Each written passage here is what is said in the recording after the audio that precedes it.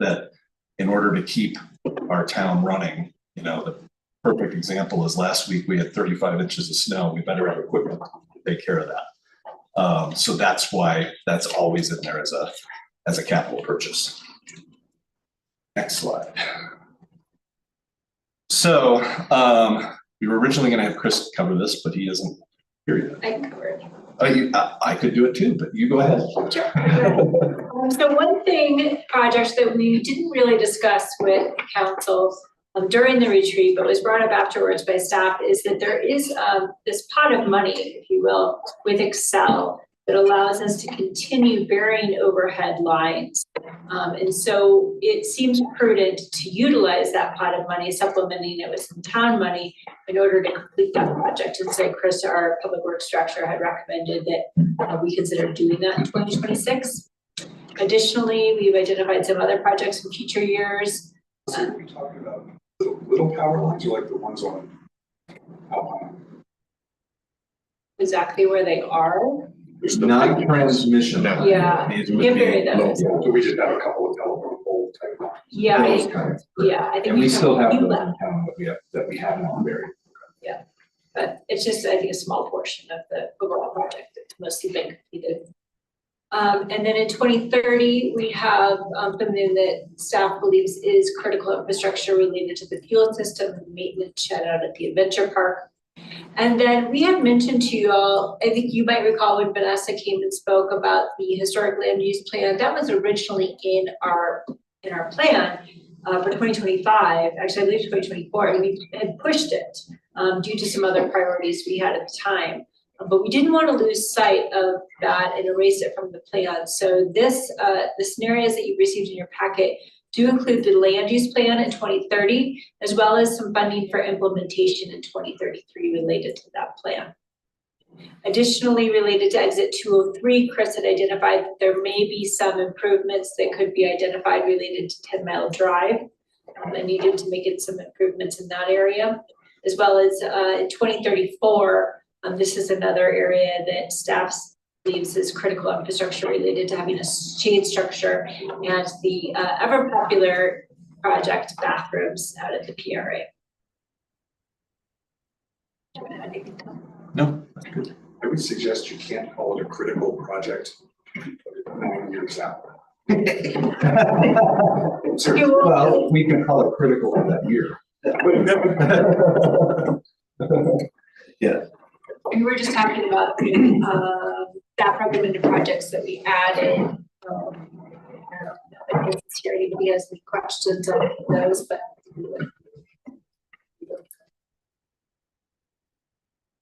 And then here is just the list of projects by year, other than the recurring projects that we had included in scenario 1, which includes finance.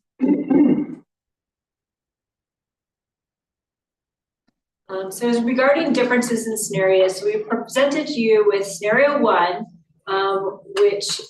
which includes financing. And then we presented scenario 2, that is a pay-as-you-go approach.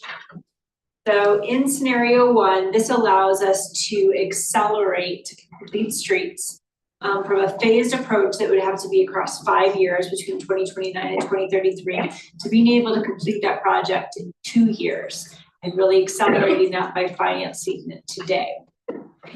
Additionally, scenario 1 includes a recapitalization or perhaps a different approach to town hall with a master plan and moves that design from 2033 to 2031, and then also includes construction in 2033, which would need to be financed in scenario 1. So the financing contemplated in scenario 1 is $11 million to fund complete streets, and that could be financed against Slopeside Hall and a 20-year certificate of participation. And then the 2033 scenario 1 proposes financing $20 million for Town Hall, using Town Hall itself as the collateral for that finance. These scenarios include an assumption of a 4.3% interest rates. We actually are seeing higher interest rates today nearing 5%, but perhaps by the time we're actually financing these projects, maybe that will have decreased. The bit volatile at the moment. Again, those are over Do you 20. want to put any money on that right now? No. But Just get out of office. seems like maybe across the 10-year plan, the rates will reduce at some point, and maybe down to 4.3%, which is, those are our rates we were seeing in the fall.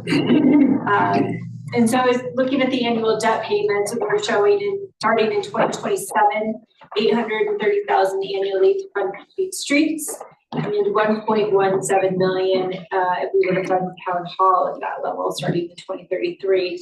Tom mentioned earlier that we do have some debt that's retiring during this 10-year plan. Our final debt payment of the current debt that we have on the books, that final payment is in 2031 at a reduced rate of what we're paying now. And then just to cover the fund balances, I wouldn't say that they're materially different under either scenario. Scenario 1 has us over $1 million with the lowest fund balance over the 10 years at just slightly less than 600,000. In scenario 2, we do dip below $1 million to 821,000 at the end of the 10 years, with the lowest being slightly less at just under 300,000 across the 10 years. Any questions on those differences in the scenarios that were presented as candidates? We can come back. Well, I may forget. If you can explain, if we could do, to say, complete streets in 5 years on a pay-as-you-go process. That might be an easy question, but if we go 5 years as a pay-as-you-go process, wouldn't that mean we could do it in 2 years and pay it off in 5 years? Like, why do you need a 20 or 30-year debt? If we've got the money to do the project in 5 years, we could just front load and do a short-term loan. We could. It just depends if you have other things that you want to do, what you want to see your minimum fund balances as. Yes, you could have higher debt payments if you wished to do that. The difference between the accelerated and finance scenario and the pay-as-you-go scenario. Pay-as-you-go scenario has less projects in the 10-year period also. So there is a further cost to that you won't do as many projects if you do the pay-as-you-go. Another philosophy, I suppose, when you're looking at financing and intergenerational financing is to have the people that are enjoying that asset be the ones who are paying for it to kind of match what that enjoyment and that cost is per year. So that could be a theory behind 20 years. You could shorten it to 10 years if you go there. Well, you wouldn't be able to most of the rest of the project. Right, you wouldn't be able to start it and keep all of those projects running. Yeah, that would change the scenario. And then just to give us a snapshot related to scenario 1 with the financing of what things look like at the end of 10 years. I mentioned our fund balance of approximately 1.3 million. The lowest we dip down with this scenario is to slightly less than 600,000. We would have at the end of 10 years, 26 million in debt outstanding with annual debt payments of approximately 2 million. And we do have still with that scenario, a list of unfunded projects, which was included in your packet as scenario 3. And so one alternative we didn't show you in any of the scenarios is the idea that we could add additional revenue enhancements. So revenue increases, so tax increase. Yes, all the same thing, just depends on how you want to say it. And this would need to be accomplished with, well, we recommend to be accomplished with the help of a consultant who's an expert in this area. It's recommended that you have at least 1 year of a research phase that would include a high level of community engagement, including community surveying, where you would ask the community different questions, such as which projects do they support? Which tax would they support funding this with? So the sales tax, the lodging tax, an STR tax. What percentage of support do we have in the community, which tells us if it's likely to pass. And they have tons of other things that are involved in the community, engagement process, which is why they are the experts in there. And then after that, once it's decided that it looks like a good idea, then there would be an education phase, which of course helps the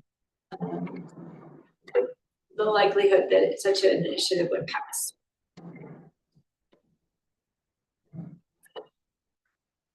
So as far as next steps, after this presentation, we would want to bring back to you a resolution for the adoption of an updated capital improvement program. So this would be the same as we had done in October. We did this alongside the budget, but now we have an updated plan. So going along with that, this plan can be updated at any time. Nothing is ever set in stone. Our town charter does require that we adopt a updated program along with the budget. So that would happen again in October of 2025. So things could change between now and then, or perhaps we just add an additional year depending on how things go. And then we'd provide you follow-up if you wish to pursue a revenue increase. Move into that research phase. So now we're to the questions phase, and I'm going to let Tom take it from here. Sure. So, you know, we told you at the retreat that we were going to come back and confirm what we heard, and that's what we're doing today. And so, you know, the first question that we have for you is, you know, based on what you saw in the packet, with the either the financed Complete Streets Granite Street project in 26, 27, or the pay-as-you-go, are we hitting the top priority projects that we said we were gonna, or you told us that you wanted to include in the 10?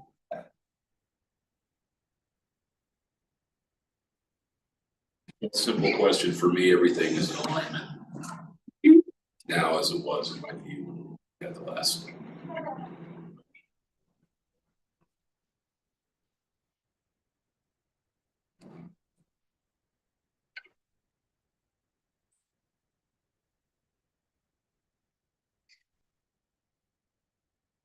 As far as capital goes, I think it's hitting the big ones. We have to do something with town hall, right? The Complete Streets is part of our overarching, it's in many plans, right? It's addressed in many different plans. We got 203 going on. Essentially, is that Complete Streets granite and then everything else? It's Granite and Madison. I think those on the capital side, yeah, I think, and we're gonna have few on the capital side. I think you are hitting priorities. There's other financing changes that we're looking at making in the future, which I'd be curious, which will tie into some of these things, whether it be the PRA or the Marina scenario and what that looks like as far as the global or the bigger picture. But as far as prioritizing, I think these projects are there. Whether or not we want to, I would ask what if we go into debt for these projects. We still have the Marina bond out there. First in Maine is paid by then? Is that what's coming off the books? Yes.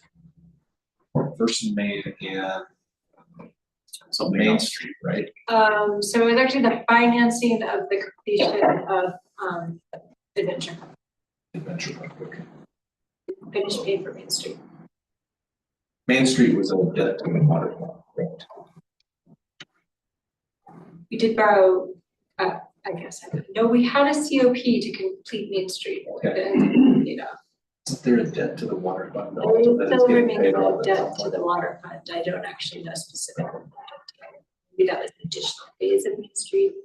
But to follow up your statement, the acceleration of Complete Streets has also allowed a lot of the PRA and Marina projects that you guys prioritized in the retreat. It's allowing it to happen within a 10-year period. Okay, because those got pushed up, they can then come in behind it. That's correct. Can I have a question? Complete streets, there's been no change in the scope of that project. That is correct. Except that there could be additional phases of Main Street Yeah. that are Yes. unfunded. When I talk about the connected, like, right, we've all walked, right, we've got bike paths like go nowhere, they dead end in a shrub. Right, like, all of that is part of a bigger discussion. That's why I asked. Gotcha. In the complete streets, that's in the complete, that's it. That fixes, the complete streets fixes those sort of things, yeah. There's a lot in that. Can you go back to, you referenced the things that you want to the priority project? Which was just a question. You were getting into the next question. Just to sort of give that another minute of thought. Make sure, yeah, make sure these are all.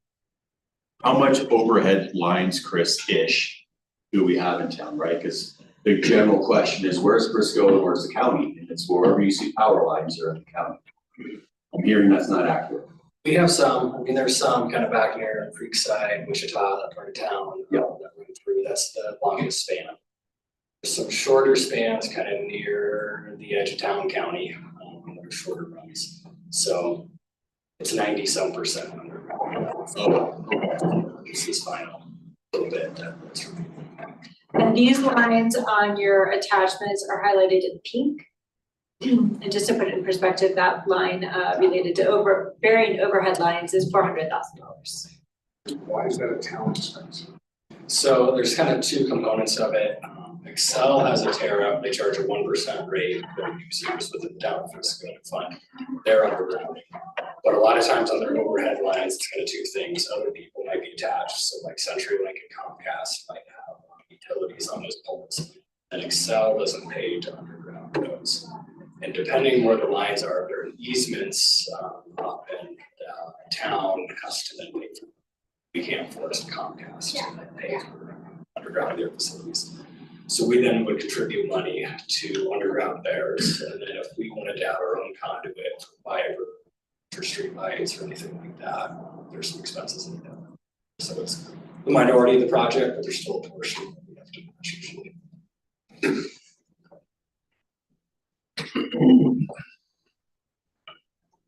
Can we get that money back from those companies by taxing them? Up in their fees? I'd be willing, but not willingly. Yeah, yeah.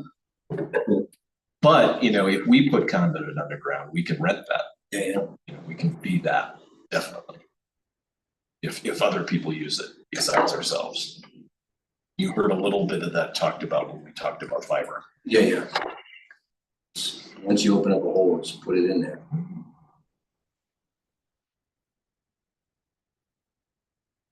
And Historic Park was on the priority list and then it was dropped and now it's being asked to be put back. It was delayed. And now, we still believe, similar to our community center on Third Street, that we're gonna have to do something with First and Main at some point for the whole park. I mean, we call it a historic park land use plan and implementation. That's the main component of it, is the future of that park. And I think it should be done and it should be a priority project. I just didn't know what changed. There's a lot that could happen with the Historic Park to make it a more functional space.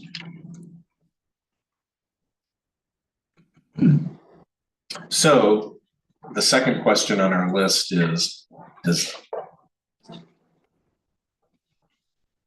had to do with that list that you just went away from. Sorry. That's okay. You go back to the list. Sure.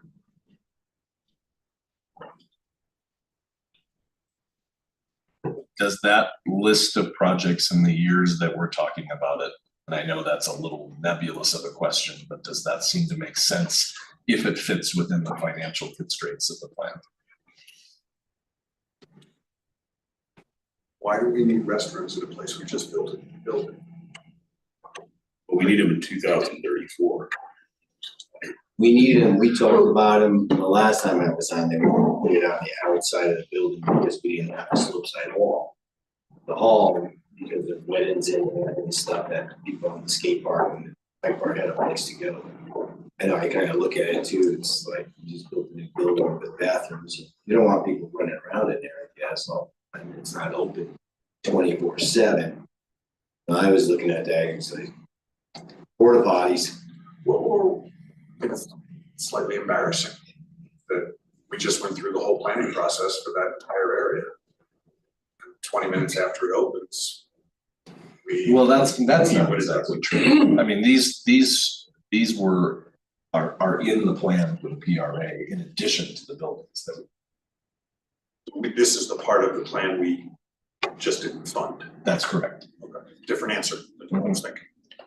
And if I'm not mistaken, those PRA restrooms, to Dan's point, come out the exterior wall. Not sure where they are Going now. towards, do they tie into those or is it a whole new structure? This is a whole new structure. These two things would probably be the same structure. Okay. And it would be located in the skate park and the bike area. Cheaper just to put it onto the day lodge building. I think that's what we were looking I'm at. sure that could be. That's what I was talking about. Yeah, that's what we were looking at with that, but to have a separate building out there, I think that's a little more expensive, but. How many bathrooms do we need? How many are already there? In the buildings, Yeah, there's I men's mean, rooms, restrooms that appropriate to the size of the buildings per code. I think what it is when the buildings are locked, huh? There's, after hours, those buildings are locked, so nobody can use the bathrooms. What's down there now, porta potties? Do you want to speak to it? Want any more insight? Sure. We don't have enough restrooms in a lot of our facilities, so, public restrooms. So the idea behind this is what Tom just alluded to, is a separate facility out by the bike and skate park specific for summer use.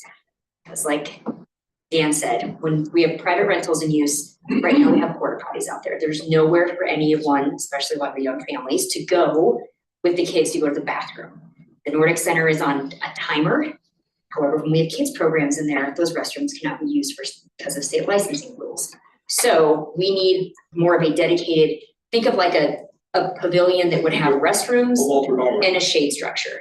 Yes, probably some more restrooms than Walter Byron. Anything would be better than nothing. But yes, specifically for park users, it is either too far to go to the building or the building's locked or in use for another event or program.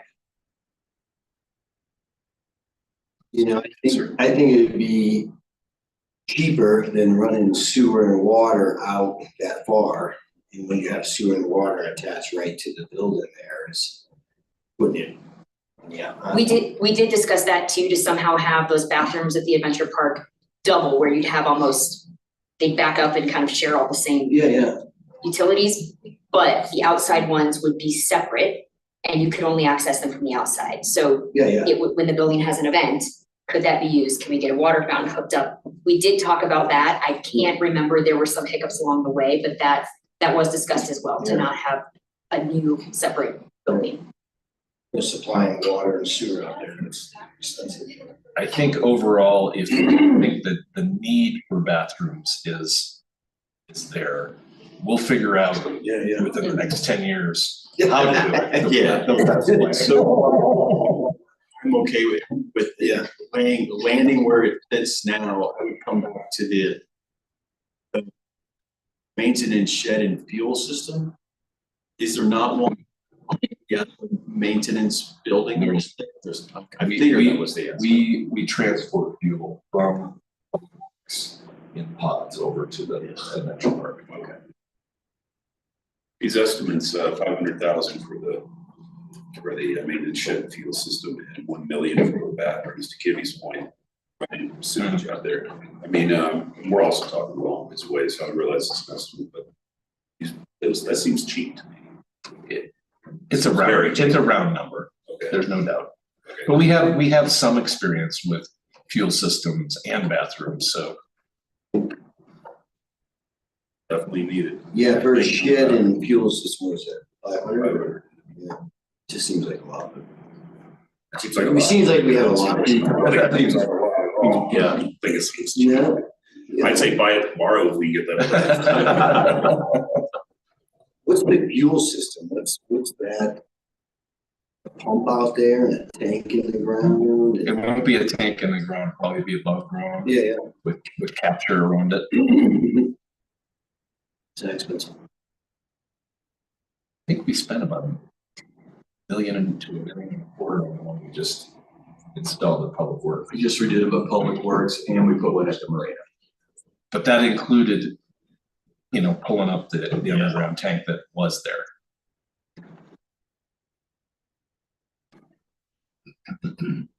Okay, so it sounds like Yeah. the second question is yes. So the third question is the big one about financing Granite Street, Complete Streets versus pay-as-you-go. Which scenario, at the retreat, you seem to favor a debt scenario. But we want to confirm that before we bring it back to you. I would come back to I was started a thought, I never finished it, right? Is with debt coming off and this potential new debt coming on, what is our overall, it's probably a little higher than where we were with those two other debts coming off, but is it significant in that I'm hesitant about debt? So our If current, we've been living without understanding it, that's a whole other animal as well. our current debt payment, total about $500,000 a year. If we were to finance Complete Streets over 20 years, that's about $830 per year. And then if we wanted to add on something for Town Hall towards the end of 10 years, that adds another 1.2. So in the snapshot of where we are in year 10, that's about a $2 million annual debt payment. So that is higher than what we're paying now. For 20 years. They started in different years. Yeah.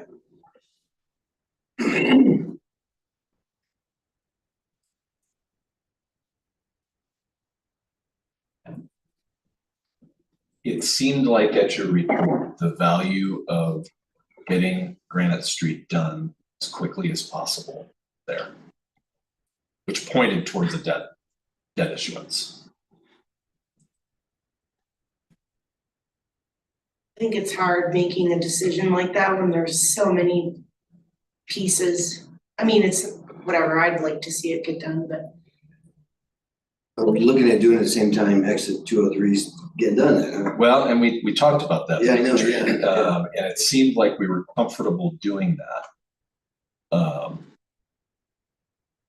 But The whole thing, or was the it whole just thing in section? in 2 years, 26 and 27. So Chris, I think you spoke to that. What does that look like? It doesn't look great if we just throw those two projects on the whiteboard at once, but I don't know all the details. So, yeah, I think we discussed that it was feasible, traffic on Main Street. 203 project isn't going to close the intersection, so it's not going to have a direct detour to that part of town, but there's going to be probably some indirect traffic flow that goes around that way to avoid traffic delays. So the Main Street Granite area will probably see a little higher daily average traffic. So if we have Granite under construction, it could push more traffic to Main Street.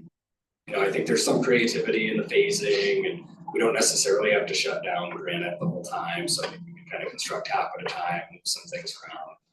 There probably are going to be some times during the construction that both are impacted, Main Street sees heavier traffic. I think still have Galena as an option to go around to. Main Street's not the only one. I think we talked about kind of concerts in the park, some of those things that shut down Main Street at times. We probably need to look at doing those somewhere else. Because we wouldn't want to have Main Street, Granite Street shut down and exit 203.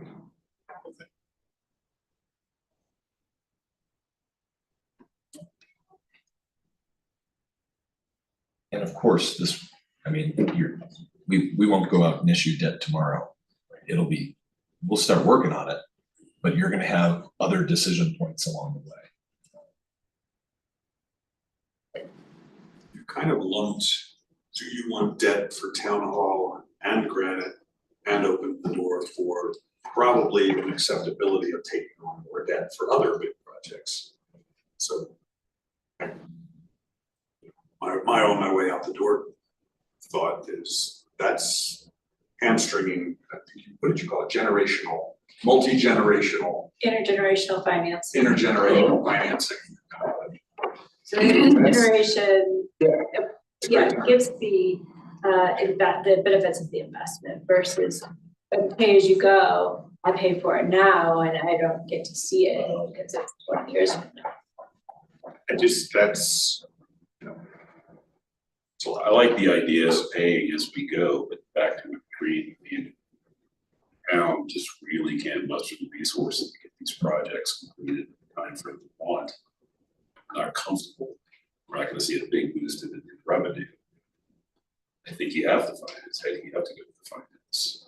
Well, if we take a broader thought, right, one of the, you know, the bigger projects we're gonna have, right, is gonna be the backyard program, just as an example.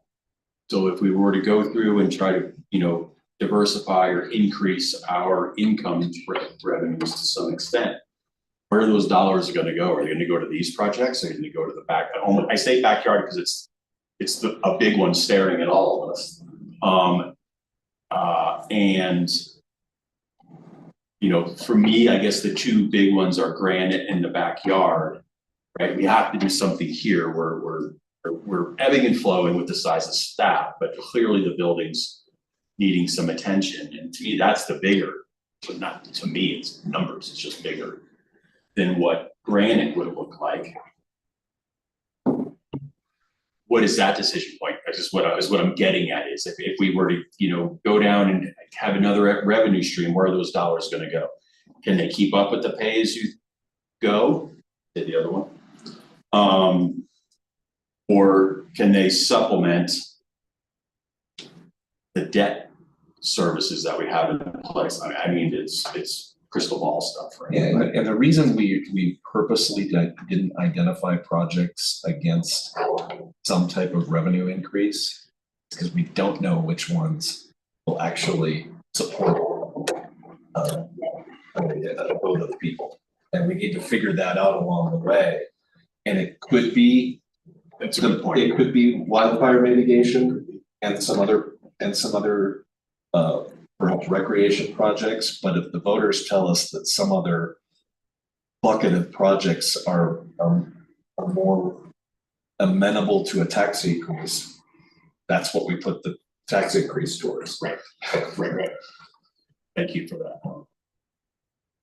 It sounds like, what's your appetite for debt? Right. Is it 5 million, 10 million, 20 million, 50 million? Because there's plenty of projects. Yeah, there will always be a project you can go that for, right, and justify it for. I think to your point though, Andrew, like, you know, do you start to fall into a trap of intergenerational financing and becoming so easy and such a simple thing to do because the town will always, for the most part, be able to get some type of financing? It makes me nervous. And then also, if we do pay for certain things as we go, if something pops up, we could always then go on debt. Then we could grab the debt then if something new popped up or something. Voters came and said, we want, you know, solid gold roads. You know, I'm not afraid of the debt, but I like the idea of paying as you go, but I get that this is just a weird time for debt too. What is the our balloon payment from Gable and Neil on that? What is that? You know, I know that it was just going into the general fund, I think. No, it goes into the capital fund. It was in the capital fund. Yep. So that is what? It's included on Is that 9 your, million or no? it's included in your scenarios as miscellaneous revenue, and so you'll see in 2033 that jumps by about $4 million, which is the balloon payment. In 2033. You know, we tap any of that or? Well, it's in the revenue of the plan. Yeah. Okay, sorry. You know, one other complicated thing is the projects that are on the table now are good and hopefully wonderful projects, but not emergency projects. So part of the conversation should be, whatever the borrowing capacity of the town is, X dollars should be left alone. Something happens and we need $10 million right away. Town hall burns down, or whatever it is, and insurance doesn't cover it. If we don't have borrowing capacity left in our pocket, that's intergenerational failure.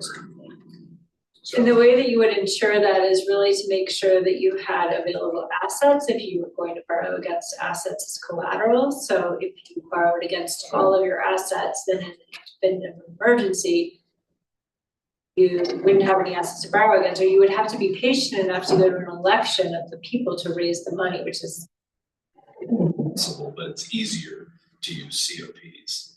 And so, you know, in the debt scenario we've put together, obviously we're using Slopeside Hall to COP against 4 Street. It still leaves, until we use town COPs, and leaving that asset available to do that, if there is a C within it.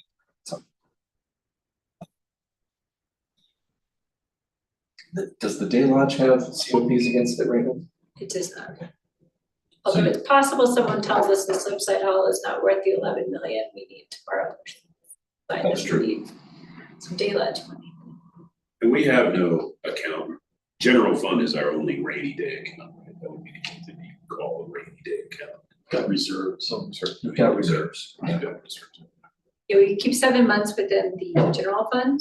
Okay. And then we have Oh, I see. the fund balances you're seeing at the very bottom line of these spreadsheets. But just like you did, the town did, not you, but the town did during COVID, where you stopped capital projects for a period of time, unless they were absolutely necessary, and you built up some fund balance. If an emergency came around, you also have that ability with the non-emergency projects in your capital plan. You could say, you know, great that we want to do that, but it's not the right time given this other priority. You always have that flexibility. If I recall, was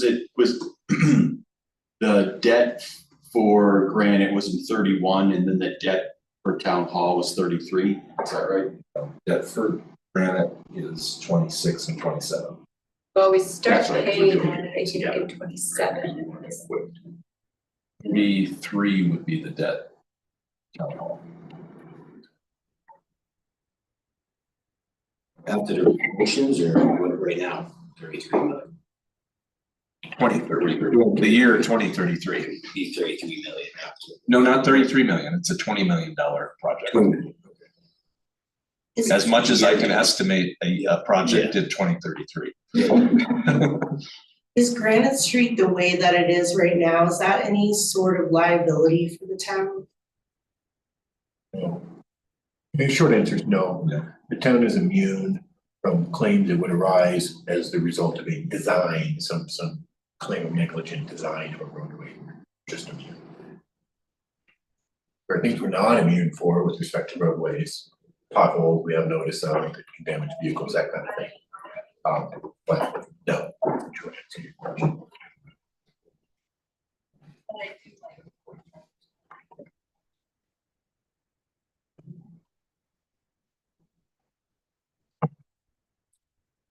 So debt Where or the rubber, it's the rubber. It seemed a lot easier to talk. Yeah.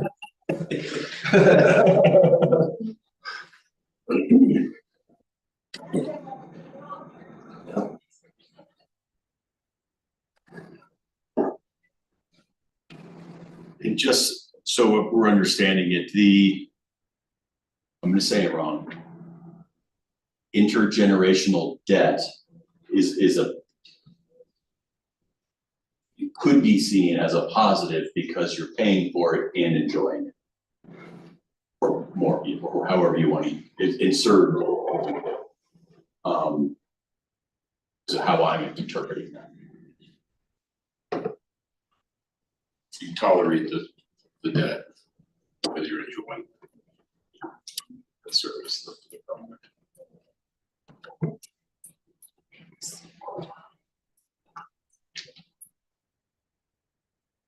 So With the pay-as-you-go, like how much of Granite Street do you get done at a time? Like, is it phased? 5-year project. Phased over 5. Almost 10 blocks. Yeah. 2 blocks a year. And we wouldn't be able to start it until 29 because of the flow of projects and money. I think I remember feeling that just get it done. And Granite Street's dangerous, like if you're a pedestrian.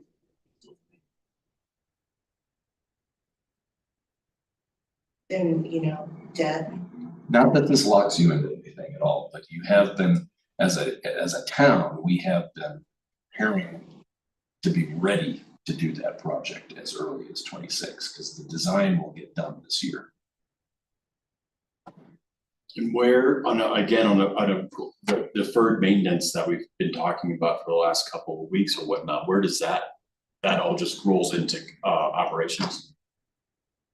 Whether it be stormwater, whether it be. No, that's included in your capital plan. At what we think is appropriate levels to catch up and keep up. That's it. That's largely included in the recurring expenses that are towards the bottom of that program. So by the other projects that are listed in both scenarios that are above that are not delaying stuff that we have to take care of. How you doing, Andrew? I was just spinning. Part of it is, What was the storm system revenue? So we're suggesting that the town form a stormwater utility prior to the year that revenue would start, where there would be fees charged in order to recapitalize the stormwater system in the future. Similar to your water utility. Yeah, so any business that's pumping into it would pay a fee. Business, residential. Residential.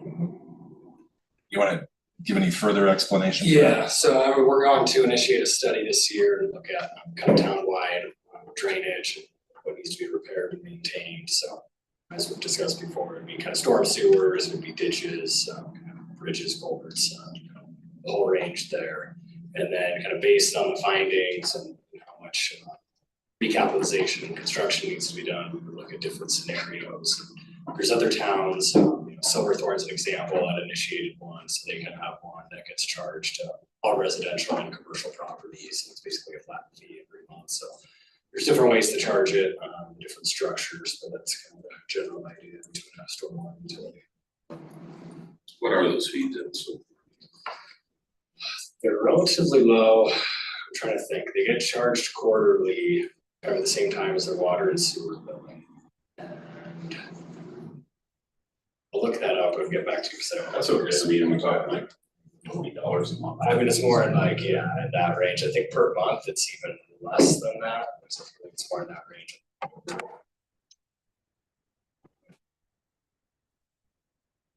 So it's $21.63 per month.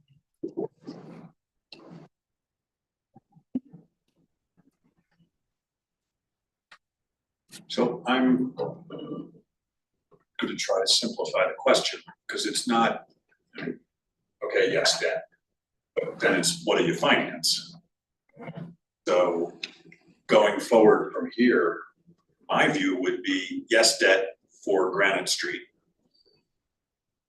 and push off the conversation for Town Hall, because it's too far down the road, and I think there's some creative real estate development possibilities that should be explored before walking down the path of the town is just gonna spend $20 million on this building, maybe better.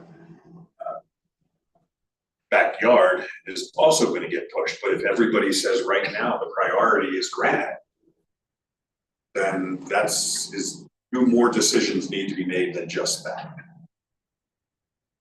On the question of debt. No, it's just that we probably would not list that $20 million project within the capital plan that way. Which one? The Town hall. Town hall. But just as a reminder, even if you adopt this plan today, I mean, it's going to be the council in 2033 that actually makes the decision about town hall. Yeah. You can't. But We're the line. You know, everybody's. gonna call it the. Like, helpful if it is that we have eliminated certain things so that they're no longer actually on the table, that some council can decide to build something. This creates that tone. Yes.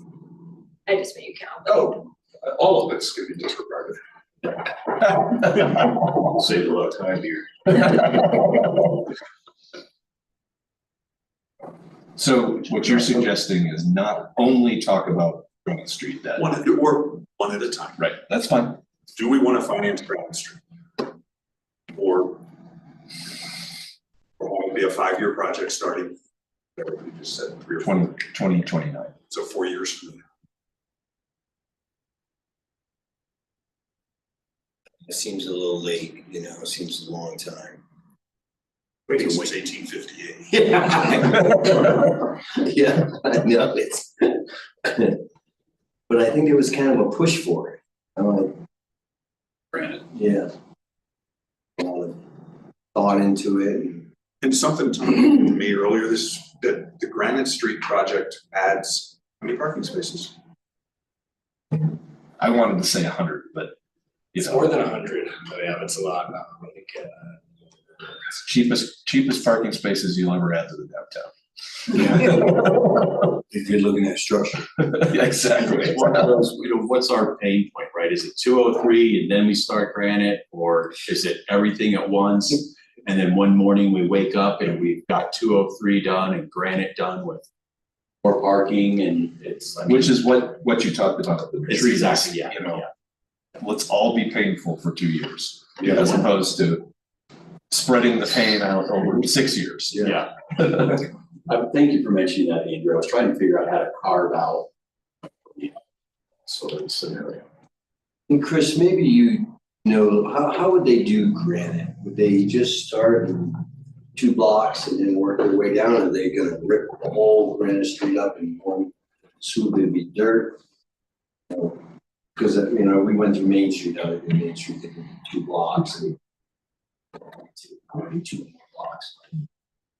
How are they gonna, how would you construct that? So there's multiple options. I think we probably wouldn't specify every detail of that. We would Yes. allow a lot of that to be the methods of the contractor. Might write some specifications on how much can be shut down or how long, so that might kind of dictate how they can do it, but.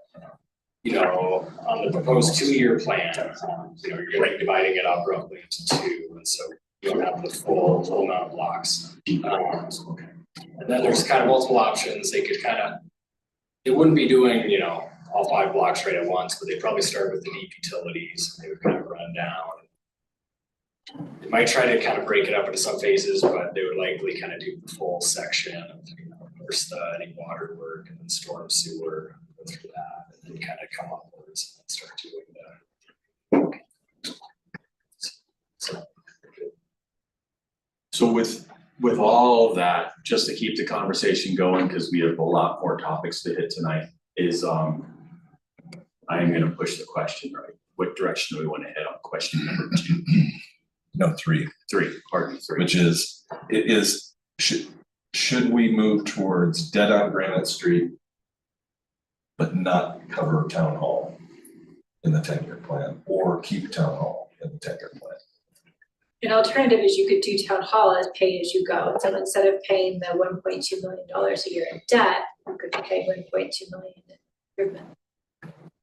If there's a way, I'll say it this way, I'm a yes on Granite Street debt. I think just take the pain all at once. And then for here, Leslie, I like your thought on, can we keep town hall in the 10-year plan?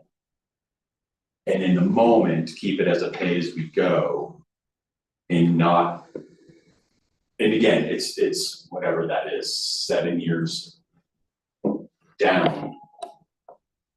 Either we leave it in there as the debt as is, as written, and the next folks can pick up whether they want to pick up that debt or not. Or is there a way to walk that back and say, yes, on Granite, and pay as we go with the option to take on debt in 7 years. I'm with you. That's not reasonable. Okay, we got two. I'm thinking, I'm good with that in the spreadsheet. Yeah, we just replaced Yeah. the debt with We should throw- projects. We have more questions, we're gonna keep it going, yeah. So the last question is, do you want town staff to start working on the possibility of a tax increase to accelerate something like wildfire mitigation, backyard, and some other projects? And all we would be doing is we would hire somebody to help us go through that process to see if it's possible. Not that you would, it's not really adding anything to the capital plan at this time, but it could add things. What would be to the capital consultation plan. costs? I would estimate that we'd probably spend $100,000 to go down that road. I'm a yes, I'll just. Because answer the you question. can't, Yes, I mean, options. I would never suggest going to the voters with a tax increase without doing this pre-work. Yes, we have to do it as early as possible. There's other organizations doing it, and in my opinion, they're starting too late. I think as much as you could raise in a tax increase, there should be a conversation on can you cut to create the same amount?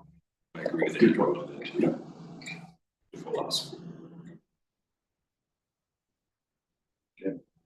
Kimmy, you love taxes. yeah, I love them. Just not fee increases. Move me out of here quicker. Think a town better move on. All right, I think we've got everything we need.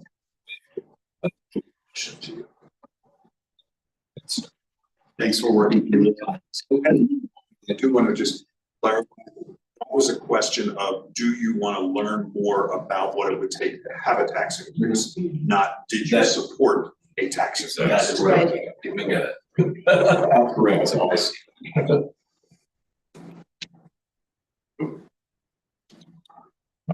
Thank you. Great. Stacy, you want to make it going? Yeah. Our agenda item number 2 for the work session is Summit County Youth and Family Services flavored tobacco products ban update. Hi, good to see you guys. Well, Stacy gets us set up, we'll start, we'll just quick intros for you, we'll start with your names on it. Andy Aaron's, or Andrew Aaron's. Mayor Pro Tem. Hi, yeah, I'm Rick. Tom Fisher. Pat Renaud, the town attorney. Council. Becky, and I'm the health promotion and prevention specialist with Summit County Youth and Family. And I manage nicotine tax funding and substance use prevention. And all that kind of stuff. So Tracy gets this up. I'll kind of get to you. So Tracy Doyle, this is her presentation. She's the legal technical assistance coordinator with the Colorado School of Public Health and the Policy and System Change Network. So we work with both of those organizations quite a bit at the county level and through our state tobacco grant. And so feel free as I go through this, if you have questions, just hop in. Stacy, you just space bar? Yeah, or the arrows back and forward. Sometimes it takes just a second to kick in. We'll put the arrows in there. Also just use the mouse. And see the back and forth arrows at the bottom left. Oh, you're back there. There's just a little delay with the Bluetooth. Okay, sounds good. So currently there are 39 county, cities, towns with local tobacco retail licensing.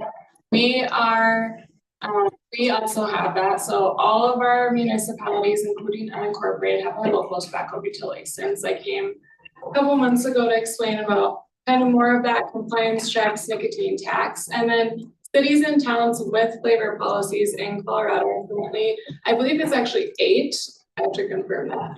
But it's the Roaring Fork Valley, so Aspen, Snowmass Village, Carbondale, Glenwood Springs. So it's like a good just way to kind of adjust to see like rural resort. And then Golden, Edgewater, Denver just passed in December, and Boulder. And so basically the tobacco industry we know has been targeting youth for many years. Just some quotes up here.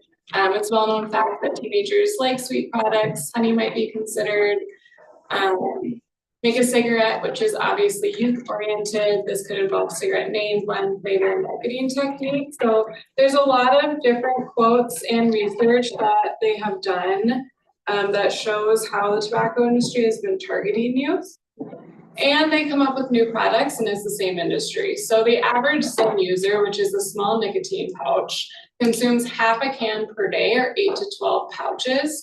So if you're using a 6 milligram Zyn pouch, the nicotine that you would ingest would be equal to smoking approximately 3 packs of cigarettes. Zyns have become very popular within youth, and especially athletes, and even in some at high school, a lot more athletes are using Zyns versus vaping because it's easily concealable. You're not ingesting the aerosol, and it's flavored. So there's peppermint, spearmint, lots of different flavors of that. And 1.5 e-cigarette pads of 2% juice per day is also the same as 6 milligram Zyn. Are these in pouches tobacco or it's just? Synthetic nicotine usually.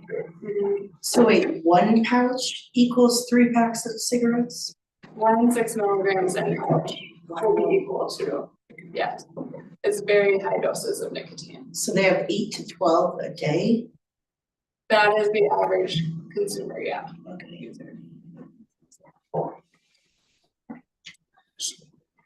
Do you have any questions?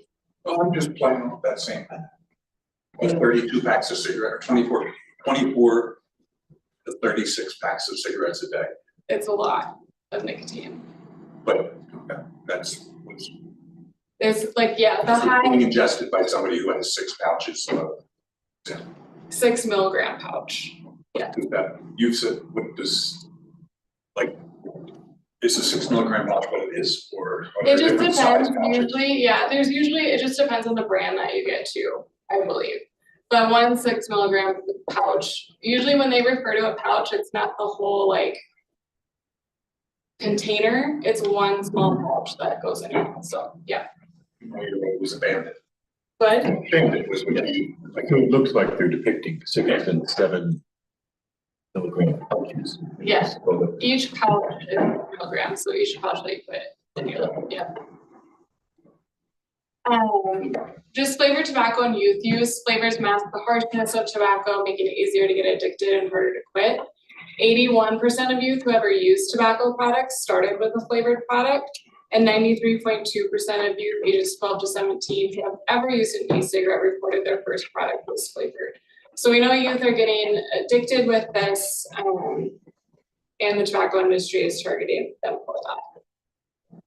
So goals of flavor policies is really, it's a key strategy in reducing tobacco use and tobacco-related health disparities. According to a 2014 Surgeon General report, over 90% of smokers started smoking before the age of 21. So if we were to eliminate the sale of flavored tobacco, it prevents youth from ever starting. The less access they have to it, they've told us, and there's been research that it's harder for them to access, therefore they will not be able to use it. It helps those who want to quit, so eliminating flavored tobacco will help people who currently use tobacco quit, and then reduces smoking health disparities as well. The need for local action. So we know that the FDA has tried to ban different products. However, there are always loopholes within this that the tobacco industry is trying to exploit. So banning all flavored cigarettes except menthols. We're banning most flavors for pod-based vaping devices, but allowing disposable vapes to stay on the market. We've also seen, if you heard my presentation when I came for the nicotine tax, we have multiple retailers within the town of Frisco and other towns in Summit County that are selling unauthorized illegal products. And so really we can't do anything at a local level right now. We just can report it to the FDA. And so that would just be one piece of being able to hold retailers accountable for those vapes. I know a lot of youth are using like geek bars. Geek bars are illegal and unauthorized to sell, and many retailers in the community are still selling this. So that's just one example. Any questions? So if we have a retailer that's selling illegal, why can't we do something? Oh, that's a great question. I would refer I to can the answer attorney. that. Because municipalities in Colorado have been held by state courts in Colorado to have zero authority to enforce federal law. So, for instance, one of the more recent cases was, and I forget which southern metro area municipality had adopted a provision of their zoning code that no land uses that were in violation of federal law were a lawful land use. Called an invalid land use restriction because the state, and by extension, local governments who only have the power of the state do not have the authority to enforce federal law. Period. It's just What if that's not connected to supremacy laws? It is connected, I think it is connected Oh, is to it? the supremacy clause, actually, yes. Then that makes it tough, right? Because, Well, not just the supremacy clause, but also just the idea of jurisdiction, yeah. right? What if, federal law bans all flavored cigarettes except menthols? Yeah, we just decided as a town, we don't like menthols, and we decided to just ban it. That's what most fans have done. They don't carve out menthols as federal government bans. So we can't even pass an ordinance similar to the federal law. No, absolutely you can. Could. Absolutely you can. That's the point. Without a local law, we don't have any legal authority to do anything about it. Other than you've said, I'll be, I'm sure they'll be down tomorrow. Yeah, and I didn't go through some kind of recommended guidelines, but one of the reasons the state did not pass it like statewide is because the governor prefers local control. And so the governor would prefer that local jurisdictions make those decisions for their towns. Historically, the more local policies that pass, then we see more of those pass at a state level. So that's kind of the goal, is more local policies that we can get passed and the state will actually do something about it. And the nice thing is, like I said also a couple months ago, is that Summit is the most covered in like tobacco policies. We have tobacco retail licenses in all of the towns. We were the first communities to have the T21, so raising the increase to 21 for the age and the town. So this would just be another strengthening piece to the local tobacco retail license. So kind of the overall guidelines and recommendations from the Policy and System Change Network is to make sure that, as we know, the tobacco industry finds loopholes and continues to create more products. And so a comprehensive policy that includes all products, flavors, locations, and times. So all flavored products, all flavors, locations, and times. Another piece with the flavors is that when California passed their state ban of flavored products, they did not include a sensation product. So that's like the tingling feeling that you get. And so then the tobacco industry came out with sensation products because that wasn't a thing. And so they're continuing to create new products. And so that's why they really recommend that comprehensive policy. What does times mean? Oh, like all times of the day. Okay. All day.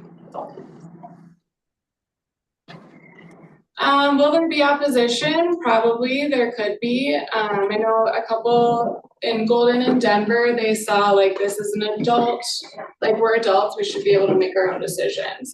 We always go back to this is really youth driven.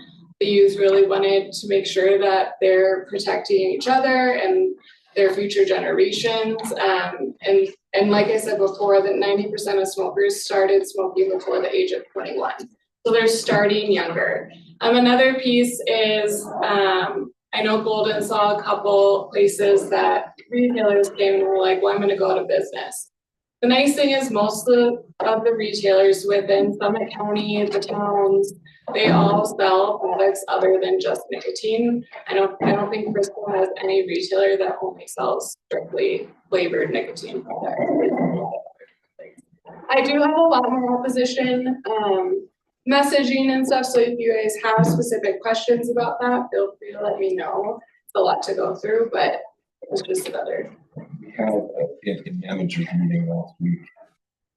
One of the managers, I think Shannon Breckenridge, mentioned that they've been contacted by a industry lobbyist. Oh, really? Okay, that's good. Where's that? No, in Breckenridge, no. Yes. That probably will happen. Some additional strengthening strategies that are in the draft ordinance are prohibiting nicotine product discounts, expanding proximity requirements. This could be like youth serving organizations, considering capping. So right now, the amount of retailers that you have, no other retailers would be able to come in. If a retailer stopped selling, you would still have that same number, so another one could come in then, but just the total number that you have right now, that would be what the capping means. And then prohibiting the sale of nicotine products in pharmacies. So this means that if there is any building or business that has a pharmacy in it, that business would not be able to sell nicotine, AKA Safeway. How is that? Then either a smoke shop or gas station or a coffee shop selling. stuff. Yeah, they say it's a contraindication because there's a pharmacy in there and pharmacies are supposed to be helping you and providing that. And I can go into a little bit more. I guess I have a couple of slides for each one. But really pharmacies are healthcare facilities where people go to buy products and services to stay healthy and get better when they're sick. And so having that in the same building, the contract. It's like people smoking on oxygen. I mean, it's totally up to you on what you, I think the recommendation really is the sale of flavored nicotine products. These are all just additional strategies you could include in the ordinance, but it's up to you. Just real quick with the nicotine price discounting, youth are very price sensitive. Deals are hard to resist. Examples would be coupons, buy one, get one, multi-pack deals. I know unincorporated does not allow price discounting. Retailer density, so you could expand the distance of tobacco retailers from youth serving facilities, marijuana retailers, or capping the number of retailers, like I said. Again, these are all just suggestions that you could add in addition to the flavors. So pharmacy is a little bit more about that. Target stopped selling tobacco products in 1996. CVS went tobacco free in 2014. And Walgreens was named by the FDA in 2019 as being the #1 violator when it came to selling to underage buyers. We've actually seen that happen in Dillon as well. And supermarket pharmacies now account for more than 12% of retail pharmacy prescriptions. Nearly 200 US cities and Massachusetts now have laws requiring pharmacy to be tobacco free. So it just undermines the message that nicotine is an addictive product that can lead to disease and death. Again, just a recommendation from the policy and system change network. Just some things that are in the draft ordinance is updating and adding some new definitions. So requiring additional definitions because we have to pivot from the tobacco industry. The main thing, like I said, with the flavored tobacco product definition, it's now a lot longer, and they learned that from other communities within Colorado, the state ban in California, and really adding that cooling or numbing cessation piece to it is one of the big things. So we're kind of trying to play whack-a-mole with the tobacco industry with all the different things that they come up with.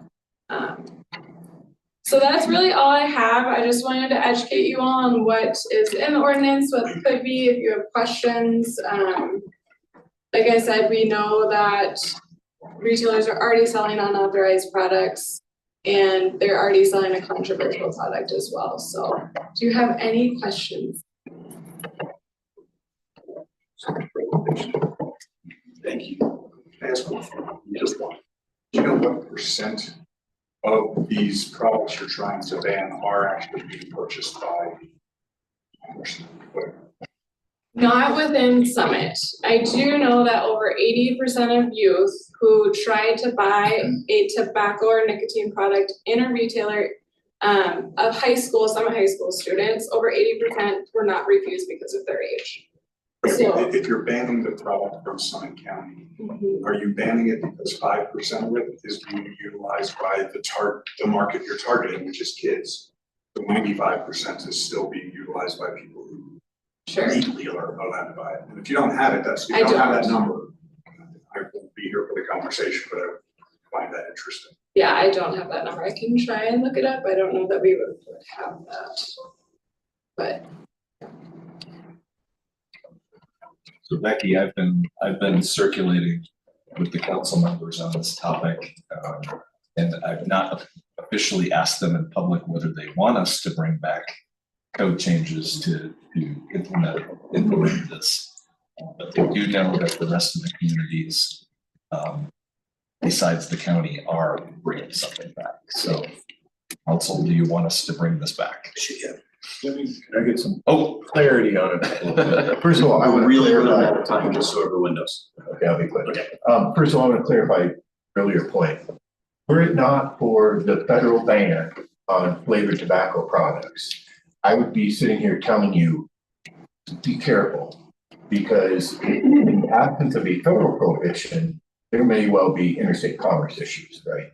It's a perfectly legal product under federal law. You're prohibiting its sale in your jurisdiction. That is a product that travels through interstate commerce. It would be subject to those claims otherwise. Accordingly, so is any ban on menthol, because that is not currently banned under federal law. So there is a minor issue there, I think, with respect to menthol. Is the first thing I would tell you. The second thing I would tell you is that the town has on its books a tobacco retailer licensing that is comprehensive in terms of its enforceability, its licensing programs, its show cause, et cetera, et cetera. What it lacks, and I will tell you, your local town code was based upon Edgewater's ban, because I drafted both of them and I drafted Edgewater first. Edgewater later went back and added a flavor ban to their code.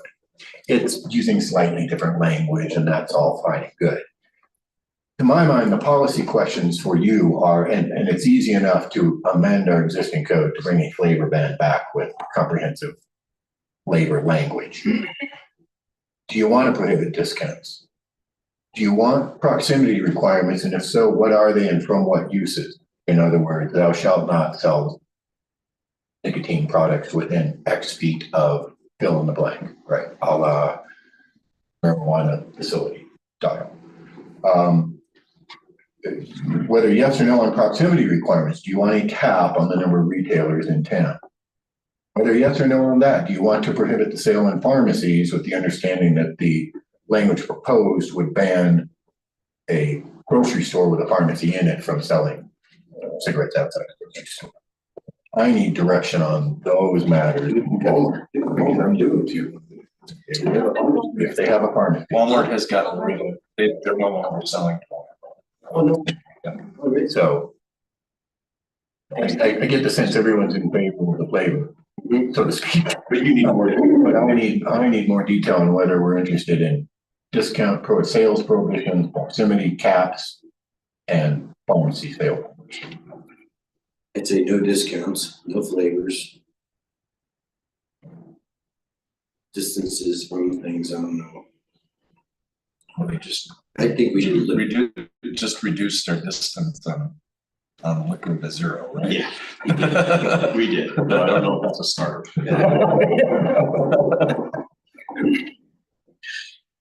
I guess the only thing would be peak one is across from Loafing Truck. School. it's gonna be right next door to a distillery. Yeah, just recently the council didn't any distance requirement between the Liquor, yes. licensed facility. Yeah. Doesn't sound like there's a lot of support for proximity. Caps on numbers. Currently you don't, right? Currently, no cap. Right. We have no cap on liquor licenses at all either. You do have caps on marijuana facility, but driven more by proximity than anything.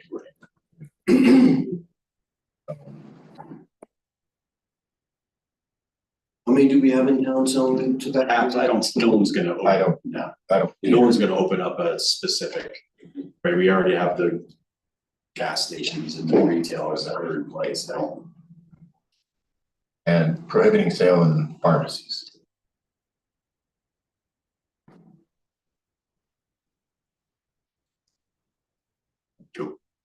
Aren't you already prohibiting sales?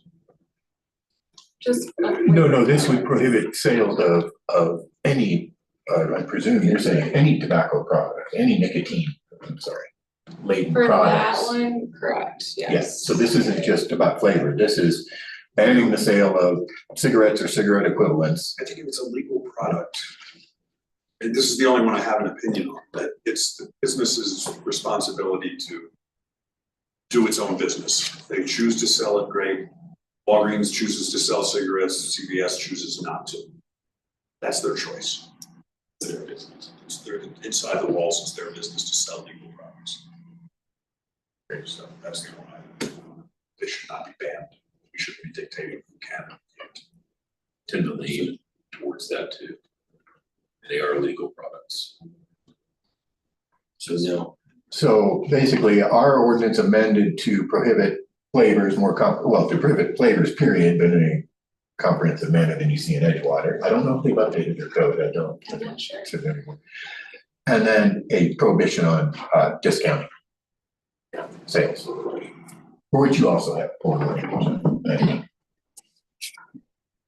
Got it, thank you. And the flavors too, it would not, if it's a FDA authorized cessation product, it would not be included in that. Right. That acts as an exception on all of the prohibitions that are currently. Right. And we have like an education plan too, that's like multifaceted that we would give to all the retailers, including compliance, all that kind of stuff. So we have like FAQs and letters and things like that that we can help with as well. You have nothing with that. Thank you very much for the clarifying questions, gang. Fun fact, Stacy told me we have 10 licensed tobacco retailers in Frisco.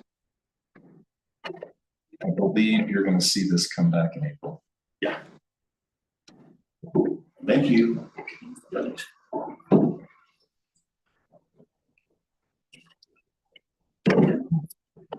So our next topic, gang, is gonna be the 602 Galena Street agreement and ground lease term sheet discussion.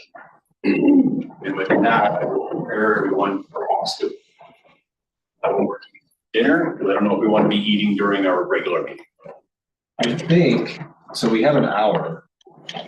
I believe that Paul and Ted are gonna be able to get them pretty quick. I think the bulk of the conversation will probably be. So.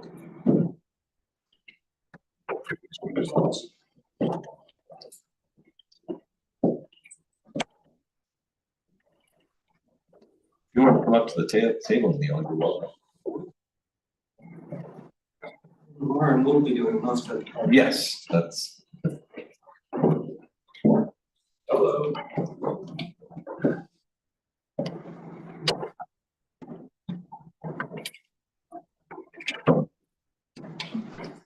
Hey Stacy, I sent you slides, but if it's easier for me to put them on my screen when it's time, I can do that. Yeah, that would be totally fine. That way you can control, and then with the term sheet, whenever you are ready, if you'd rather have that up. Because he's the one that's gonna be presenting. Okay. So. It's okay to pull it up.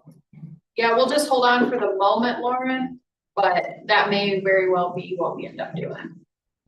Okay. Just wanted to let you know because I just emailed it, so you might not have seen it. Wondering where, okay. Like, did I miss the slide? Like, no.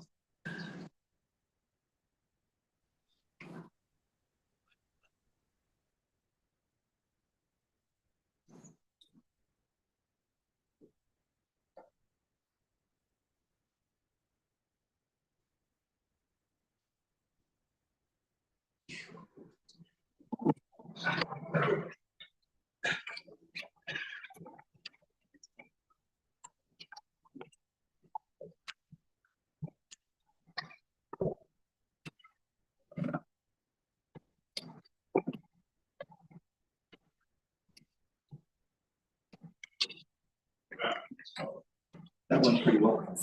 Yeah? No, great. I didn't think there's gonna be much appetite for anything beyond flavor, but discounts. It makes it a lot easier. Although I think the discounts. And now you gotta send in your operator with a coupon.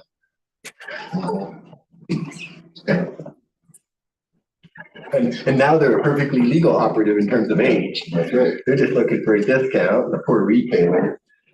I'm sorry. Control. National. I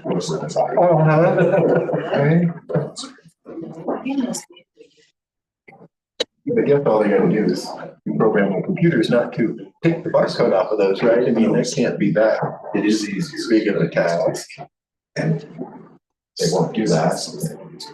I don't imagine.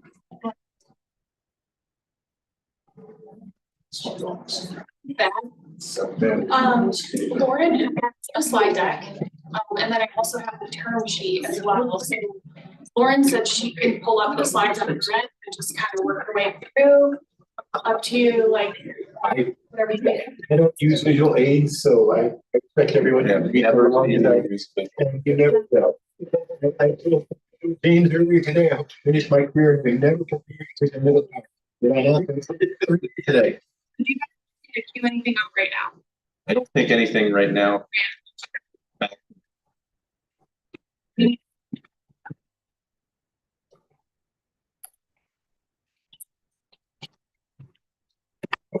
I guess, I don't know what to say. Great, we got everyone. You want to kick us off, Tom? Sure. So a few weeks ago, we were talking with the council about the 602 Galena project. At the time, we had been about 6 months to 7 months in, working with NHP with the concept that our housing authority was going to finance this 602 project, own it. And then within our development agreement arrangement, we were going to be able to figure out legally how to make that all work with NHP being the developer.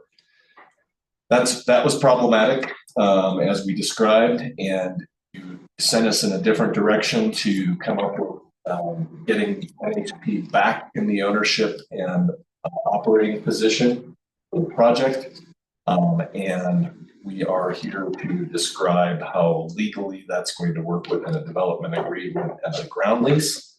That has also this method and some other changes in the pro forma of the project, which Lauren will explain later on in this presentation, has caused a gap in the project from a financing perspective, but we'll get to that as part of this. So Thad and John are attorneys on this project.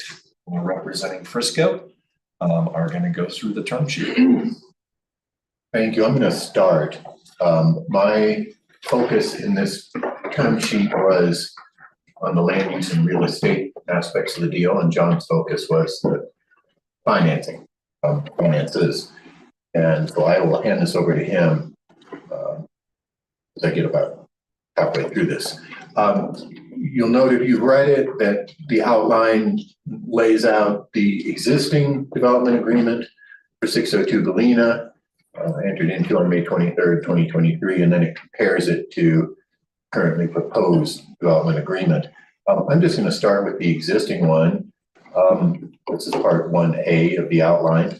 Noting the town owns 602 Galena, intends to be developed as affordable housing under a long-term lease of the property to NHP for 65 years at $1 a year. That, if you were to scroll down to 2A, you'll see that paragraph has not changed with the exception of the proposed term.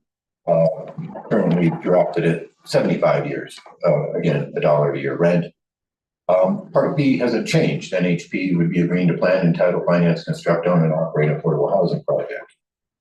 Part C, the nature of that project has changed. The existing agreement had NHP agreeing to seek LIHTC financing for the project. That financing would be for, as expressed in the existing agreement, a minimum of 45 dwelling units with affordability ranging between 30% AMI and 20% AMI, averaging 80 AMI or less as a result of LIHTC limitations. That has changed, and I will give you a little detail on how that has changed in a minute.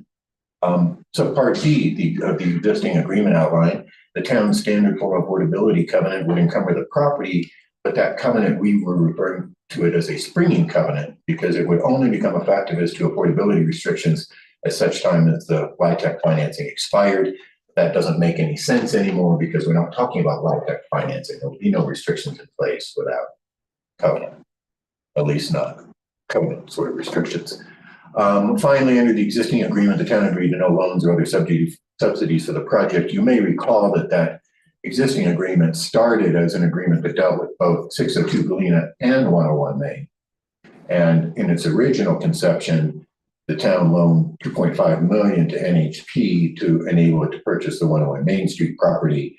I noted here that the 101 Main property is now the subject of a separate agreement. You'll recall that in the process of bifurcating the two properties from the one agreement. Deadlines for the project under the existing agreement is that by July 1, 2025, NHP is to demolish the structure on the property or pay Summit County $1.5 million that the town will owe the county under the IGA that set up that deadline in the first place. Similarly, the deadline is to commence residential occupancy of the project by July 1, 2027, pay the county the $1.5 million. Again, that was part of the same IGA that gives $1.5 million.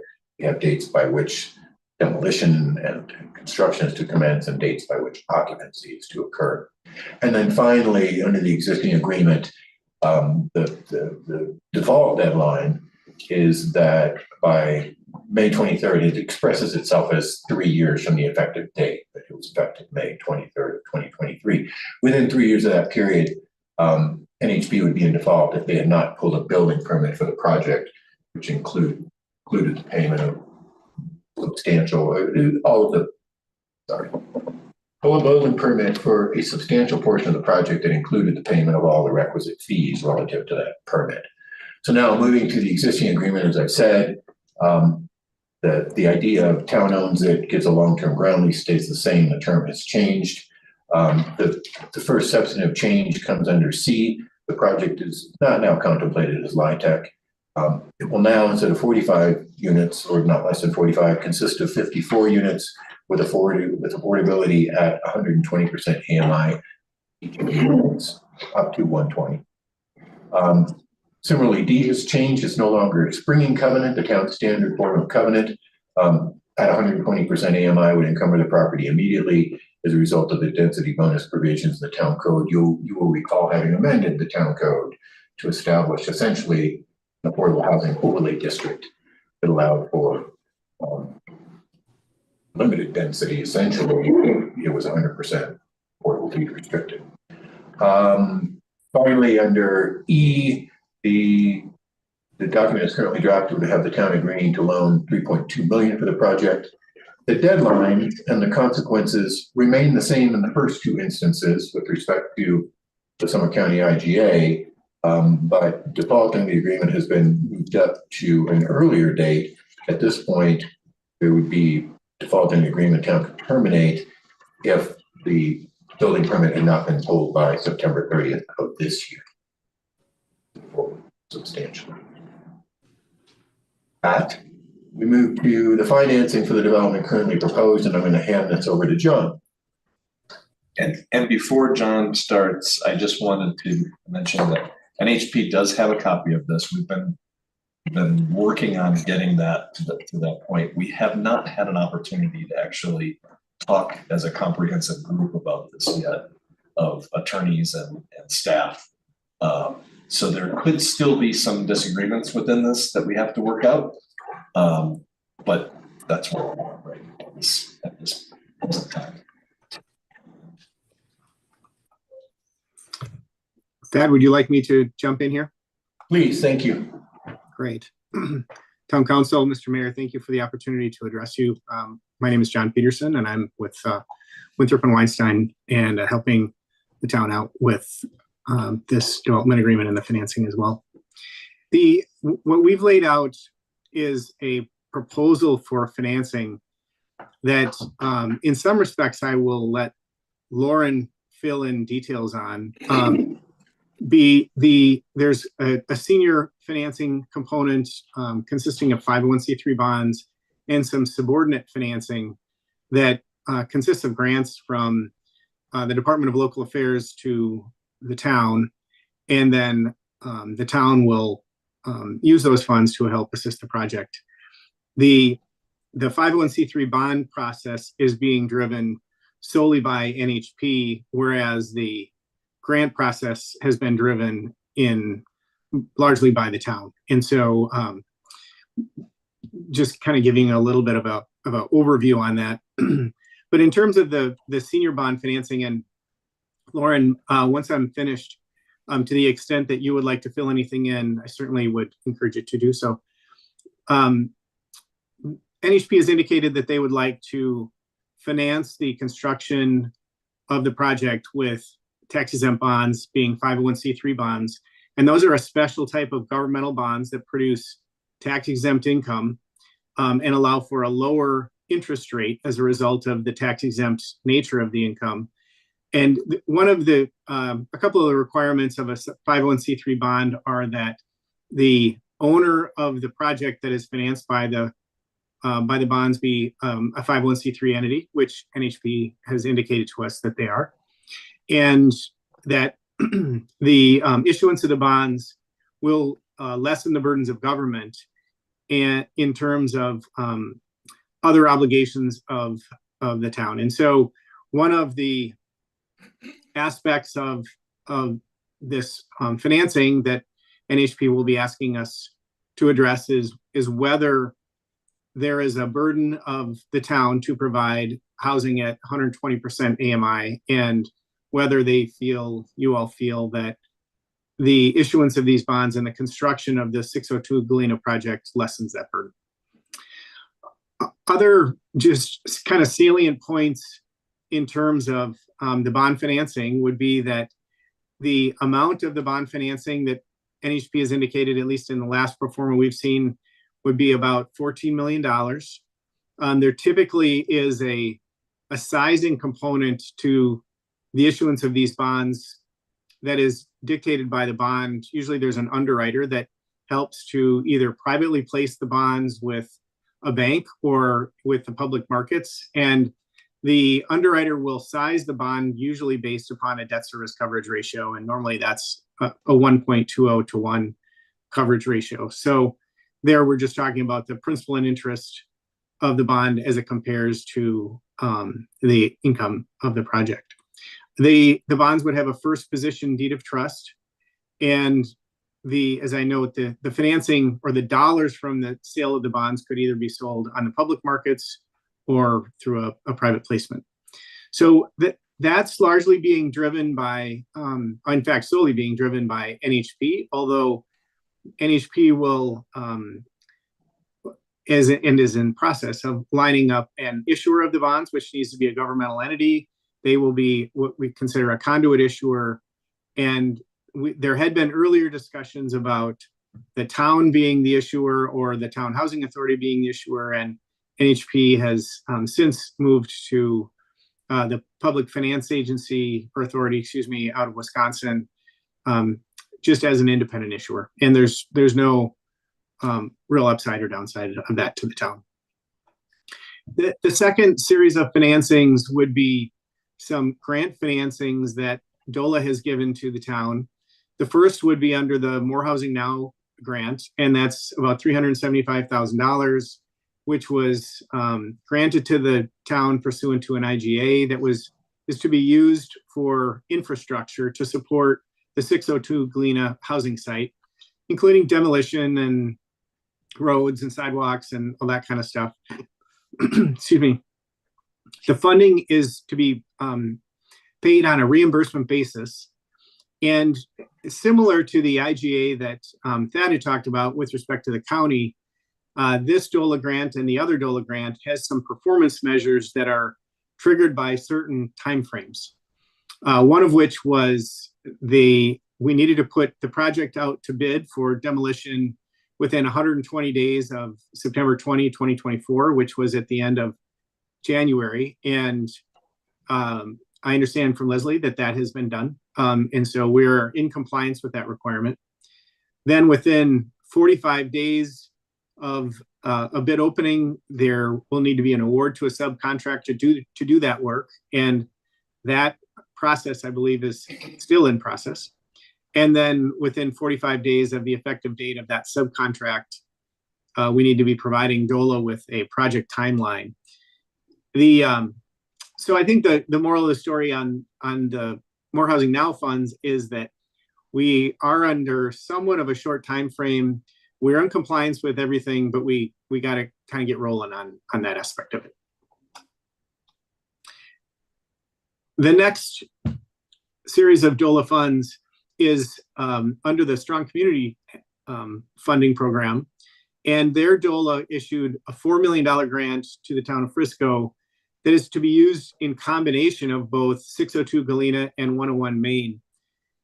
The IGA didn't really indicate what proportion should go to which project, but NHP in its last budget to us proposed almost $2 million for this. So kind of splitting this close to 50-50. The grant agreement here does require the town to provide $1 million match. And certainly to the extent that we would be providing funding in the amount of the $3.2 million, that we could count that as towards the match.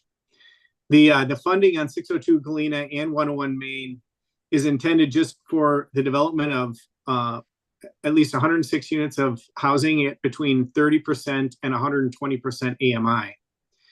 So the one aspect of this, I suppose, that is worth noting is the 602 Galena project is all at 120% AMI, and the 101 Main project has not received its tax credit award yet. So if that was not awarded and that project didn't go forward, we would have to consider what the impact of that might be on the grant agreement under the Strong Communities funds. But as it stands right now, I know NHP has submitted its application for tax credits in February and is still awaiting the response from CHFA on an award. The Strong Communities funds do require permanent deed restrictions, and we have provided in the development agreement that there would be a deed restriction, so that would be satisfied. And there's certain uses for the 602 Galena project that these funds are to be used for, including TAP and permit fees and that kind of thing. I don't think we have any real concern about having costs that would exceed the need. These funds are to be used on a reimbursement basis as well, and they also include some performance measures in terms of contractor mobilization by March of 2025 of this year. And that's kind of it right now. So from the Strong Communities Act, I think the takeaway is that these funds are similar to the More Housing Now funds are available. They are, we're in compliance with everything that is being required, but there is somewhat of a ticking clock in order to get moving for the use of these funds in accordance with the grant agreement. The last piece of financing that Thad had alluded to was NHP had requested a subordinate loan from the town, and candidly, the terms of that loan are still being worked out, but the town has proposed a $3.2 million loan with interest rate and maturity still under discussion with NHP, and the town has proposed to NHP that loan would be repayable only on sale or refinance of the project, so that they're able to maximize the cash flow and operational aspects of the project. But if there's $3.2 million provided to the town, by the town to the project, then the idea would be that the town would receive that money back, or under a purchase option that is available under the development agreement, the price that the town would be able to buy the project for would be reduced by the previous town funding. So that's the summary I have for you on the financing.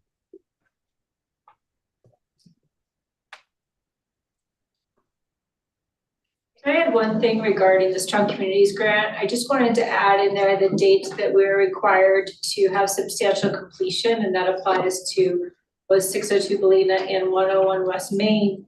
That is August 31st of 2026. Thank you, Leslie. That's a great point.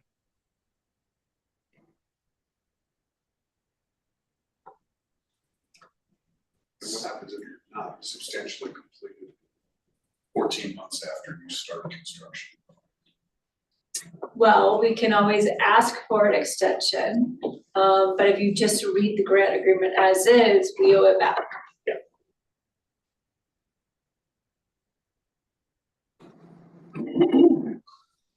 It seems like a little short time.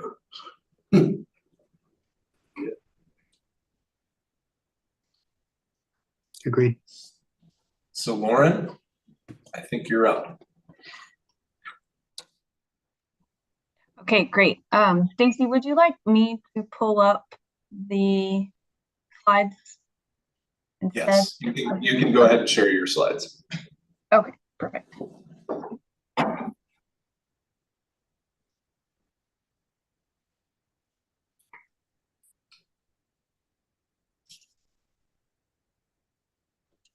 Great. Let me get out of here. Can you still see them? You can't see them yet. Okay. How about now? They're coming. It looks There like. you go. Now we can see them. Great. Sorry. Don't always use Zoom, so. Okay. Well, good evening, Town Council, Mayor, town staff. Thank you for letting me join virtually for this work session. As has been alluded to by Thad and John and Tom, we've been working on this project at 602 Galena with the town for a couple of years, and the project has evolved over that time from tax credit to workforce, 501c3 bond funded, essential function bond funded, back to 501c3. But what we're going to present to you today, I think, is it's a good strategy to finance the project for workforce units as quickly as we can. And I'll talk a little bit more about what John mentioned as the sort of ticking clock on this in a moment. Before I get into the slides too much, I think everyone, obviously, who's in the room has seen Neil Drobenair, our Senior Vice President of Acquisitions. We're also joined virtually by Scott Barkin, Senior Vice President of Development. And then for the record, I'm Lauren Avioli, Assistant Vice President with NHP. So with that, I'm going to try to advance the slides.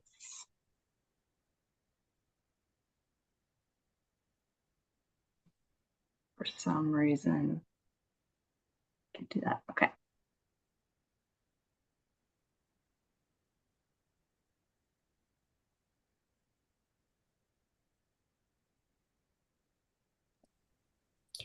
Lauren, just to let you know, we lost your slides. Yeah, I took them down because it wouldn't let me advance.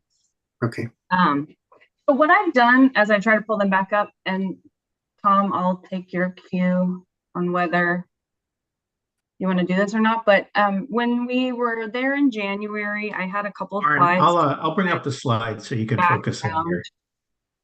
Well, so what I was going to ask was, do we want to go into background really briefly?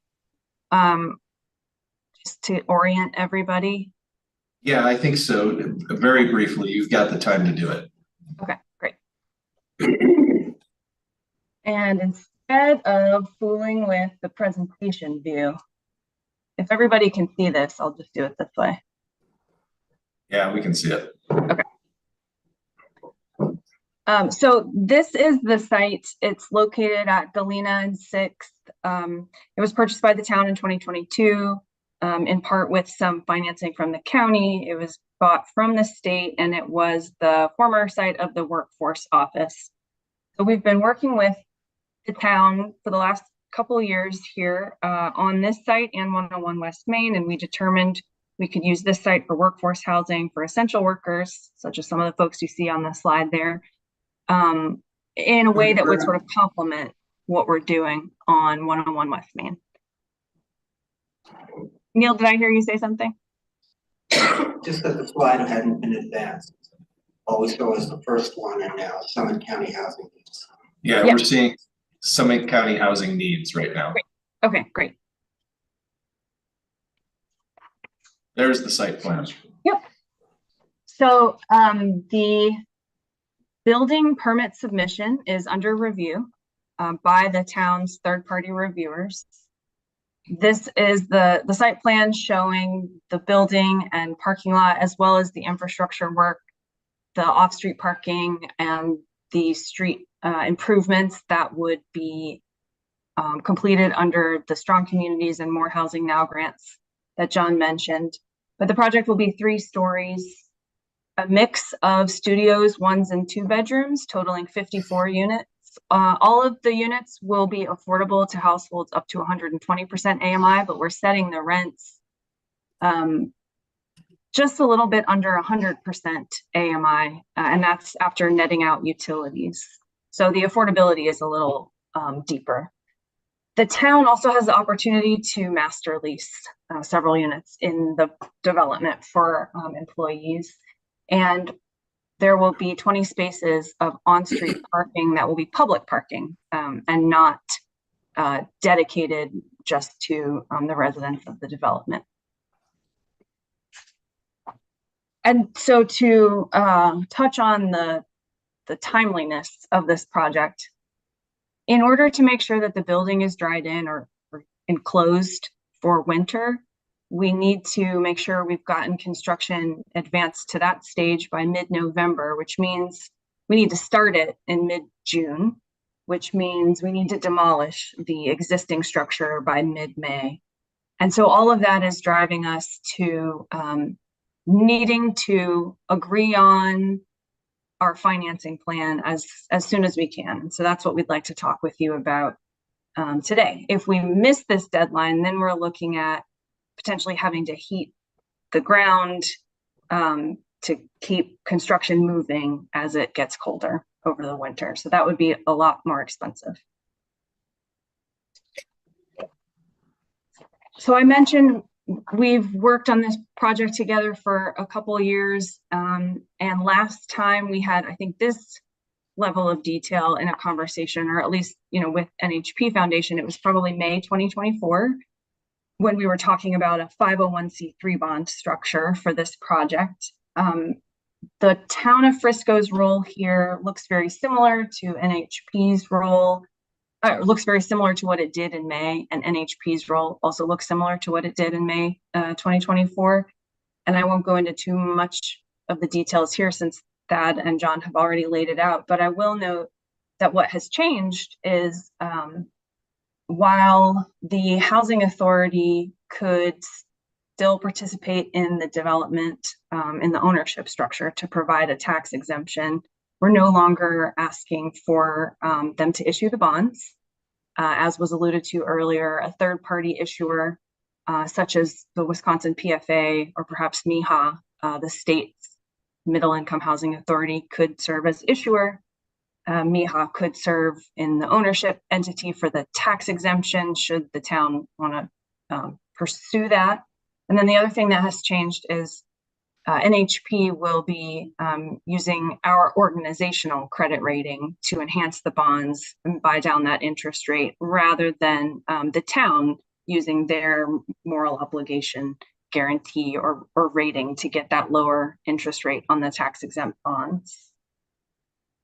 NHP's role here would be to borrow the bonds as a 501c3 nonprofit. I mentioned the credit enhancement, and then also serve as developer and owner and operator of the development once it's constructed. So we would be providing all guarantees, financing, construction, operating, and ensuring compliance with all income requirements. So I've discussed, I think, at a high level, the structure here, and you heard from Thad and John mostly about the financing, but this slide starts to break down the buckets of what kind of financing we're looking at. So the 501c3 bonds would be, as John mentioned, tax exempt bond funded debt. We are looking at interest rates in the low to mid 4s, which is why we're suggesting that we move forward with this financing mechanism, because that's significantly below market rates.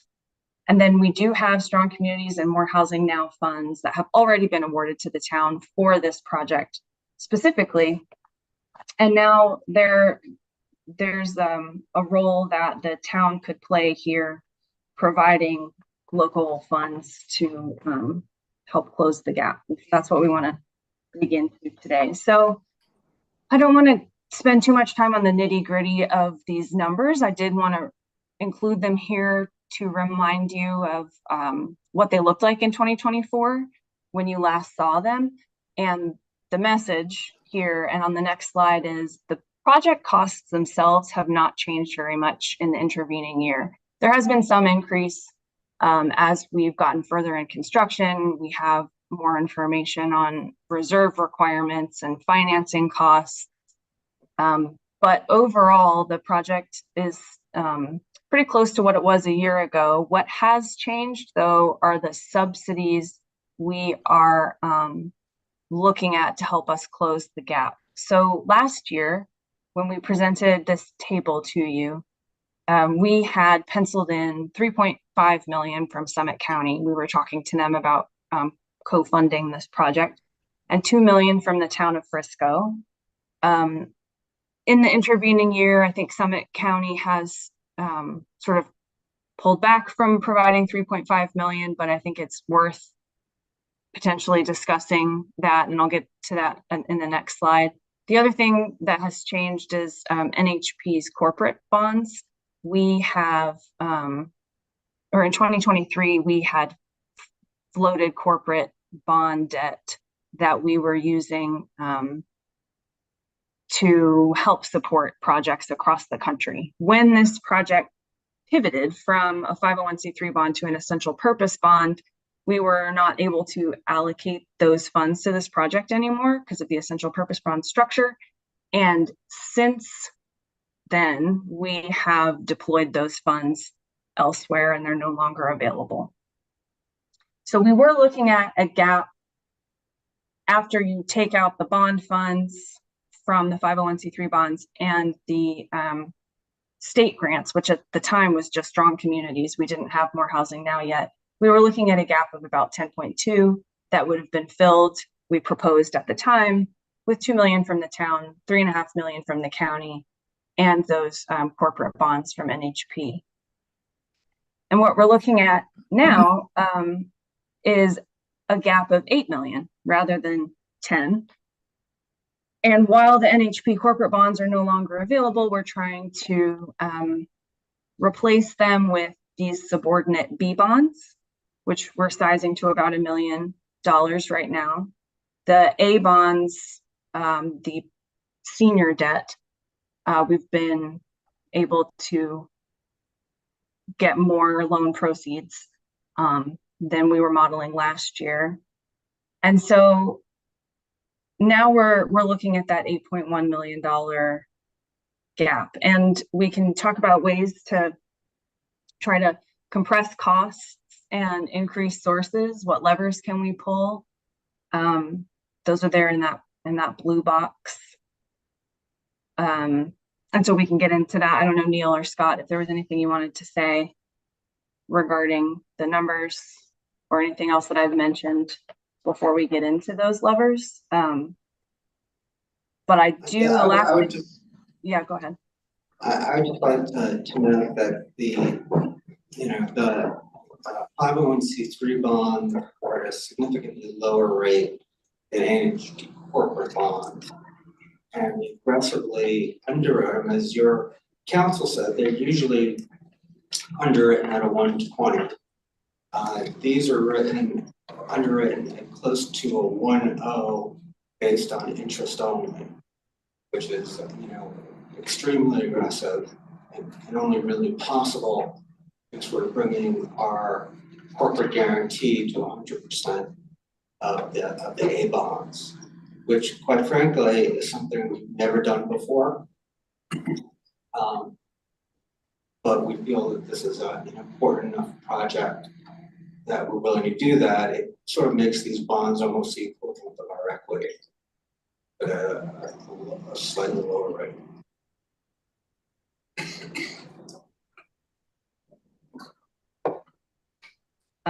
Yeah, and so the next slide just contextualizes costs. We can go back to talking about this project in particular, levers we could pull in a minute, but we wanted to provide a little bit more information on what we're seeing in our other recently completed projects. So we have 5 other projects here on this slide that we've done in the last few years. The column to the far right shows the percentage of GAP funds. The GAP funds as a percentage of the total development costs for each project. And so on average, we're looking at 45% of a project's costs coming from GAP financing. And for Galena, with the numbers we've presented here, we're looking at about 43%, so right in line. And I want to note that these are tax credit projects here. So they come with tax credit equity, low-income housing tax credit equity, which can provide a substantial amount of funds to a project, 30 to 70% of a project's total development costs, while Galena is a workforce housing project that won't have this kind of tax credit equity. So the fact that our GAP subsidy is kind of in line with these tax credit projects shows that we're trying to be as efficient and streamlined as possible on this project and keep costs down as much as we can, knowing that we don't have that tax credit equity as a major source. Scott, is there anything you want to add on this slide? I think you summarized it well. I mean, we're happy to talk about any details, but that's right.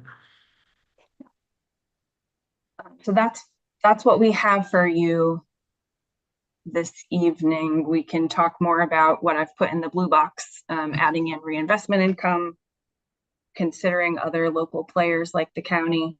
And then I just want to note finally, we have a couple months before we would get to the closing table. And in that time, like I mentioned a minute ago, we'll try to continue to compress costs as much as possible if we see interest rate savings. If when the building permits are approved and we go out for bid, we see savings coming back from the contractors, then we would obviously make those adjustments in the budget as well. So Lauren, you show this the gap at $8.1 million. The 3.2 that was previously committed to the project from the town from its 5A fund,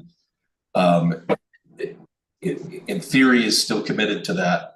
So the gap really is around $4.9 million. Yeah, I have not. If that assumption of 5A funds is still true. Yes, if you're asking me, did I include any town of Frisco dollars in this table? No, I did not. So if the 3.2 is still in play, then yes, the 8.1 would be decreased by that amount.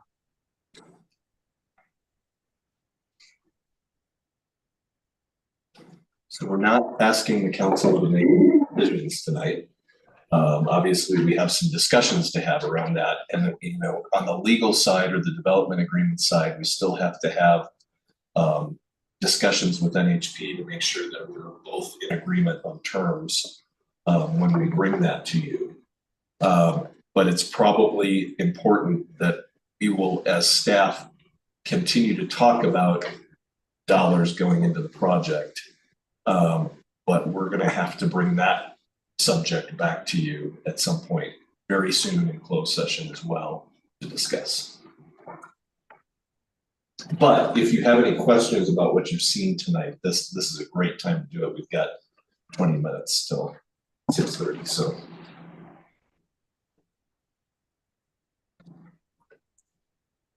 Lauren, the numbers on the screen are really small.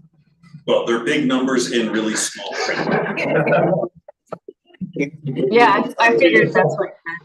Can you just confirm the number that NHP was putting up was 4.7 million that is now 0 in the NHP bond? Yeah, so the NHP corporate bonds was 4.7, that's right. Is there another round of NHP bonds coming up in the next foreseeable future? Are there any projects within the NHP bond deployment of money may not happen? There's always the possibility, there's a possibility that, you know, bridge funding that we use to buy products, we get to closing sooner. But I think the larger issue, and I think it's not just that we took them away, I think we placed them with a larger amount of the 501c3 bonds, because our cost of capital on the 501 on the corporate bonds is 6.5%. We're looking at the 501c3 bonds around 440, 450.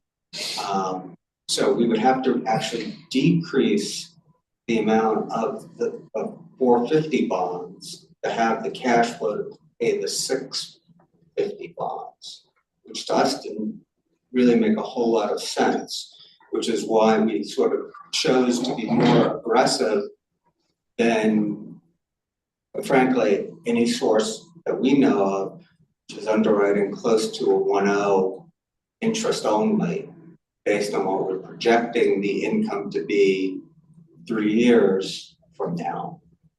So it's not, you know, the corporate bonds aren't sort of free money. It's capital that we have to have a cost to it, because we pay debt service on them. But if the previous iteration you had, I don't remember the numbers, but you had 4.7 million in NHP bonds and whatever you were borrowing. Right, and we were borrowing at about a 120. No, just use, if you don't mind, dollars. The two numbers of, this is what I'm just trying to figure out. Okay, you've dropped 4.7 to 0. I'm hearing you say that some other number of borrowing dollars went up. Yeah, we maximized the 501c3s. So how much did the 501c3s go up as the 4.7 went down? I think 2.4. Okay, so $1 million of B bonds. So 3.4. Okay, so it's so the loss of this process was 1.3. Got that? Yeah. Okay. And I just want to, I'm going to say, I think you guys, we met 3 weeks ago, Rick and I, both teams, and you guys did, no, it's except for the amount of money the town has to come up with, I think you've done a great job. The harder decision is, can the town come up with the money? But as far as the development agreement, it seems like everybody's pretty close. With a fair deal, I love the fact that NHP is now responsible for building it. NHP is responsible for running it. NHP is responsible for any deficits in operations. Town just puts up a couple bucks, hopes that more of it comes back as a loan, and we're done. Couple bucks. Couple bucks. Never heard you say that. Just 8.1 million. No, but I think from a operation fundamental deal standpoint, I like it. It's just 150,000 a unit is a big one. That's the harder conversation. Could you describe a little bit more about interest rates, you know, given the volatility we're seeing in the market, where you're getting that information and what you're hearing? Absolutely. So where I'm getting the information is on a weekly basis. I've been consulting with Morgan Stanley, Wells Fargo, KeyBank, and to an extent Piper Sandler. And everyone is pricing on the same index. So there's some consistency across that. It's what's called the MMD. It's municipal something. But they're all really pricing off of that. And what we're seeing is that there's a big discrepancy between 10-year funding, 15, 30, and 40. And I think, originally when we were talking about doing 501c3 bonds over a year ago, we were looking at 30 to 40-year bond. Because quite frankly, it eliminates refinance risk. Finance at once and it's done. But we're seeing 30 and 40-year rates being 50 basis points or more higher than the 10-year. So we move, and the effect of that would mean that if we use the 30-year bond, we'd have a smaller loan and a bigger gap. So we thought that the shortest duration that we could go, that be safe and sound, would be the 10-year. And that's where we're getting I think it's 441. I might have it off by a few percentage points. We're negotiating, with MIHA to reduce their fees. To say their standard fee adds 40 basis points. We told them we couldn't do the deal with them if they did that. That the PFA in Wisconsin would do it for 3. They've indicated that they think they could do it for 5 basis points, which we thought it was low enough to not be that significant a drag on it, but that does go into the interest rate. So that answer. Yeah, I just said they were surprisingly low in today's environment, but. This goes to what Lauren was saying about the urgency. I mean, there's one urgency that just comes from, we got to get the thing in the ground before the ground freezes and get a roof on before it snows. And that's very real here. But there are other things, I can think of probably 5 different levels of urgency. Including the grant with Summit County. But we are, there is volatility in the market. I don't think anyone's predicting that volatility to be going away anytime soon. And, there are at least 2 things at the national level that could affect the project. One is tariffs, which could increase material pricing. And the other is immigration, because here, as in quite frankly almost everywhere else in the country, a significant part of the workforce is Hispanic and likely not legally here. So, and I think that the longer it takes to get under contract, the more exposed we are to all these risks that nobody here at the table can really control. So that's part of the urgency here. Neil, it might be worth mentioning the impact of our credit enhancement on the interest rate as well. And by the way, I fully agree with your point about urgency and the risks lying ahead of us if we don't move fast. Unrated 501c3 bonds are 2 percentage points higher, 6.5 today.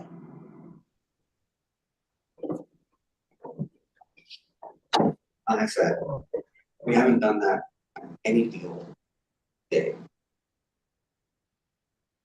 And I think, last year we had been, I might not have explained this very well, but last year we had been requesting that the town provide a guarantee or a backstop to help us obtain that enhanced rate through like a moral obligation pledge to replenish the debt service reserve should it be drawn down over the life of the bonds. But now, we're not asking for that. We are instead taking that on ourselves using our credit rating to get that lower interest rate. So we'll be responsible for doing that over the life of the bonds. So the only thing that hasn't, that I haven't heard today that I think we know to be true, and Lauren or Neil, you can tell me if I'm wrong, but the project, obviously it has its development approval through the town.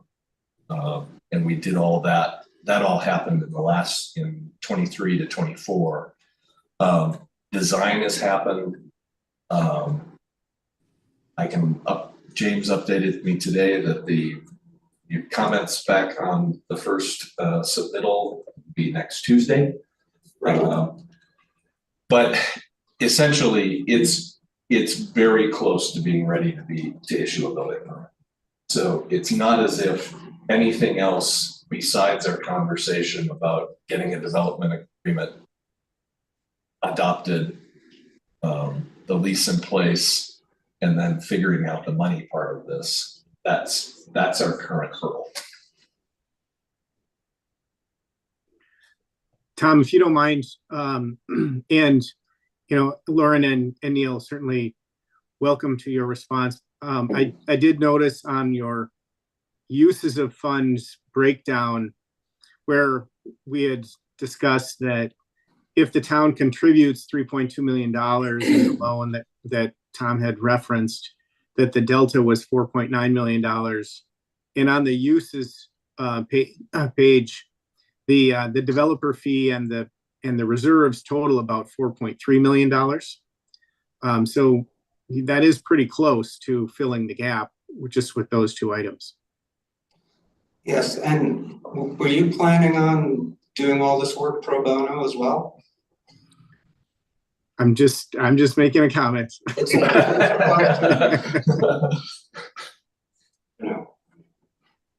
just a question to you.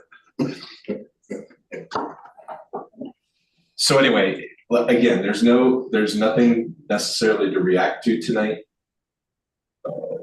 make any decisions about, but we are going to have another conversation about this as we bring forth the development agreement.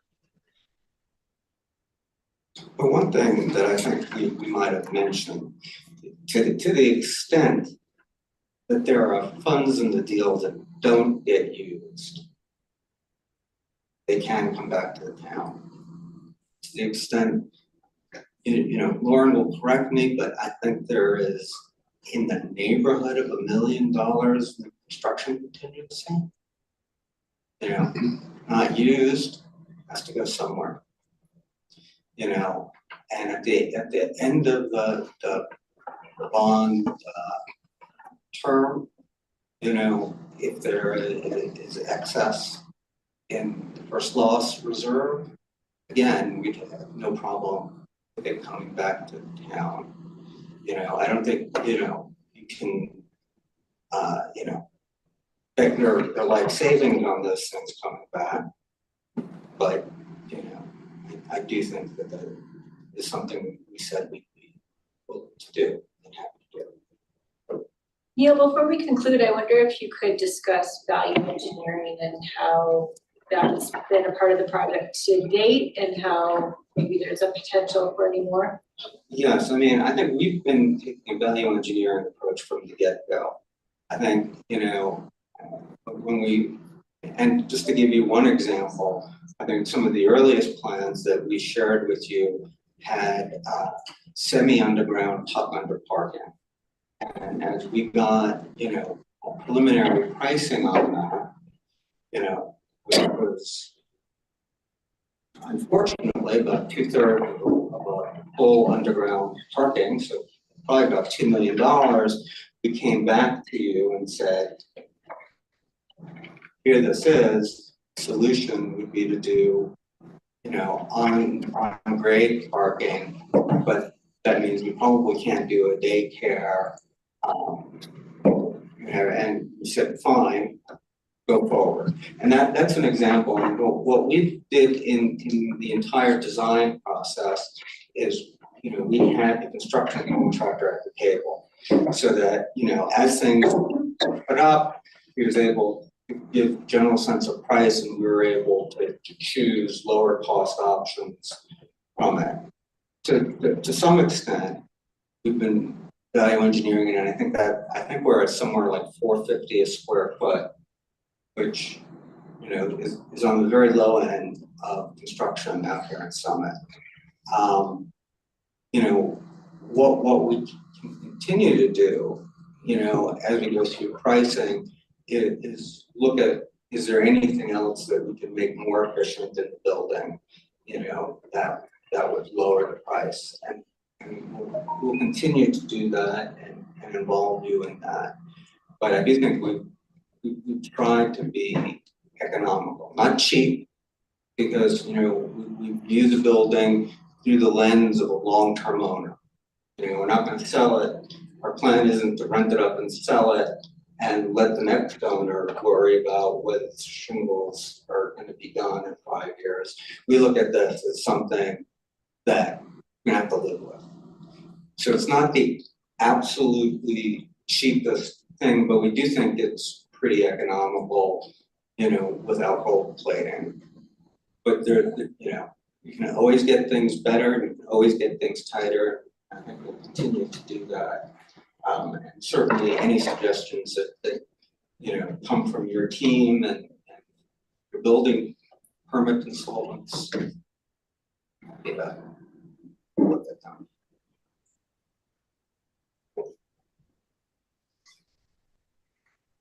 So no action, more discussion. The only question I'll ask is, I'm assuming you don't want us to just stop.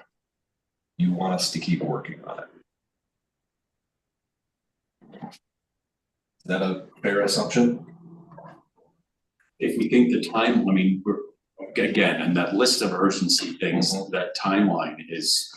Well, I'll be perfectly frank. The town is very concerned about the timeline related to grants, because we don't want to lose our reputation with the granting agencies, and NHP doesn't want us to lose our reputation. That's what's weighing on me. Agencies. Certainly, we don't want to sour our relationship with the county. That's probably, in the grand scheme of things, the most fungible. We could probably go to the county as long as they still knew we were going to build a project and see if there was some flexibility there. But really, the granting agencies is probably our urgency, besides just the political side of this or the strategic side of this, is that council has said, go build a project. Tom, are there any major council decisions left to be made other than funding? The development agreement itself. But assuming that's. Is there a level of confidence that all parties will be coming to council with hand in hand saying this is a good deal, a fair deal? I would say yes. So that's what we're going to be talking to you about next. Those.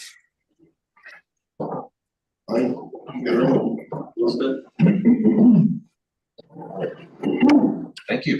Thank you. Thanks, guys. Thanks, Lauren. Thanks, everybody online. Thank you. Sorry for the technical difficulties.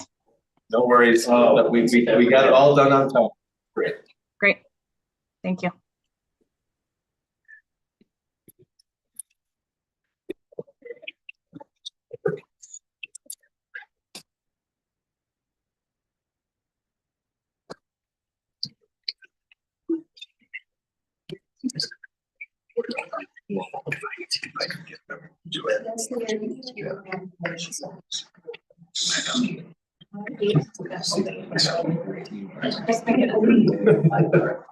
I can do it remotely. Yeah. Because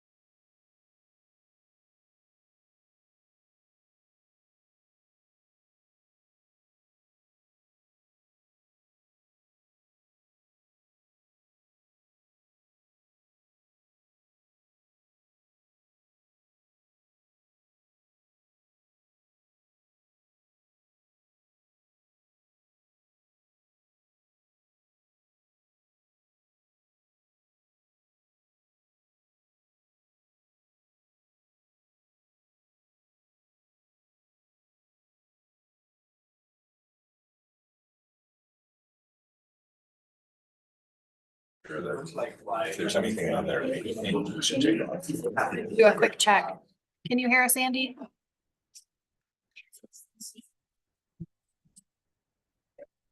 Sorry, yes, I can hear you. Can you hear me? I can hear you just fine. Thank you. Thank you.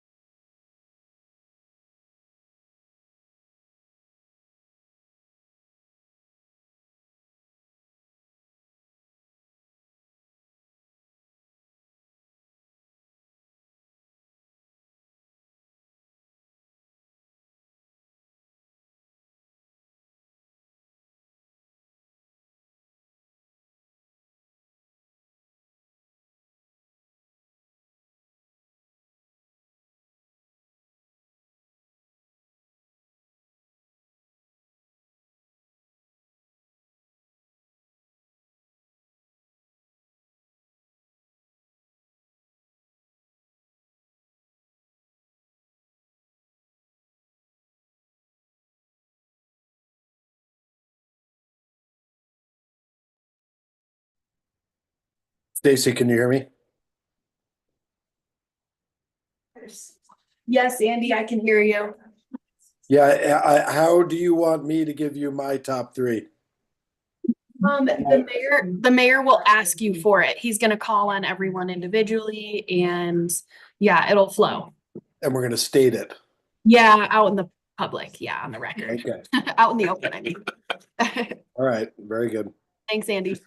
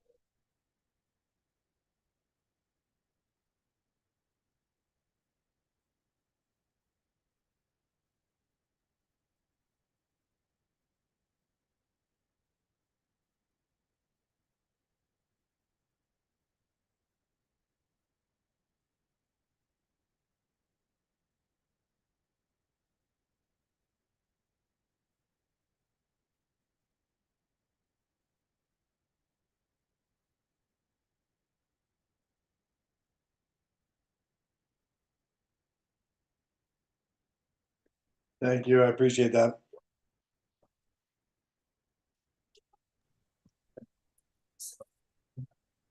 Mr. Mayor, you're on mic and recording whenever you'd like. Great. Thanks, Stacy. Good evening, everyone. It's 7 p.m. It's time to start the regular meeting for February 25th, 2025, Frisco Town Council meeting. And with that, we'll have a roll call. Allen. Here. Aronson. Here. Incan. Here. Scripcheck Adrian. Here. Gibby. Here. And Held. Here. Thank you. I'll now open the floor for public comments. People making public comments must state their name and physical address for the record, be topic specific, and limit comments to 3 minutes or less. No council action is taken on public comments at council meetings. Council takes public comments under advisement, and if a council and/or staff response is deemed necessary or appropriate, the individual making the comment will receive a formal response from the town at a later date. It is recommended to sign in at the welcome table at each meeting and include your contact information. And with that, we'll open it up to public comment. Any public comment in chambers? Good evening, Alex Beach, 408 2nd Avenue for 2 more months. I just have a couple of housing points I wanted to bring up to you guys. One, just circling back around to one of the new covenant discussions that was had earlier about lotteries and how to potentially weight them if we want to weight them for longtime residents. You know, an extra entry if you've been here a certain number of years. I think Councilmember Allen brought up a good point.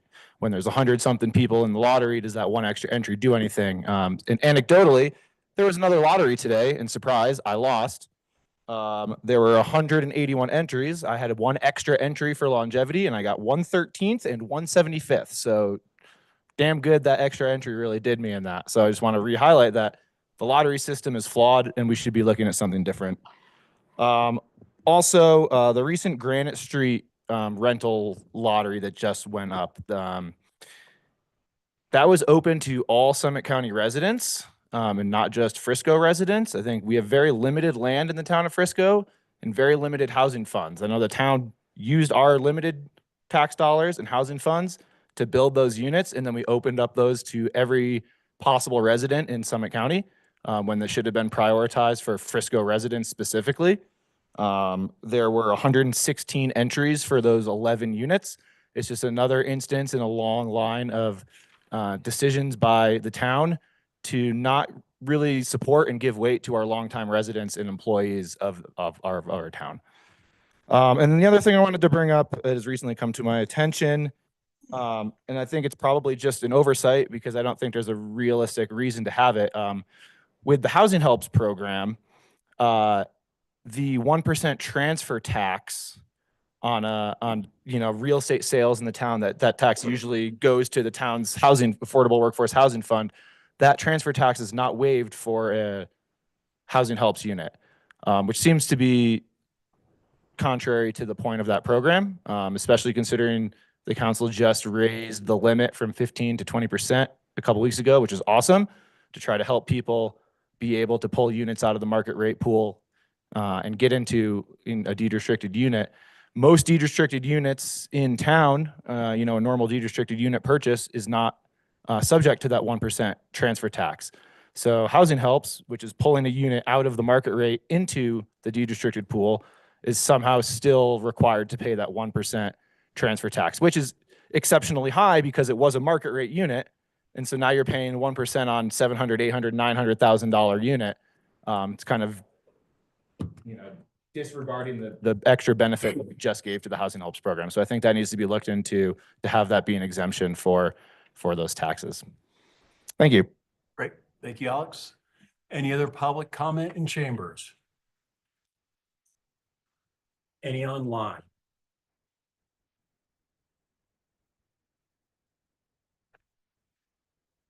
See any hands raised? Okay, no more no more public comment in chambers or online. I'll close public comment and move on to mayor and council comments.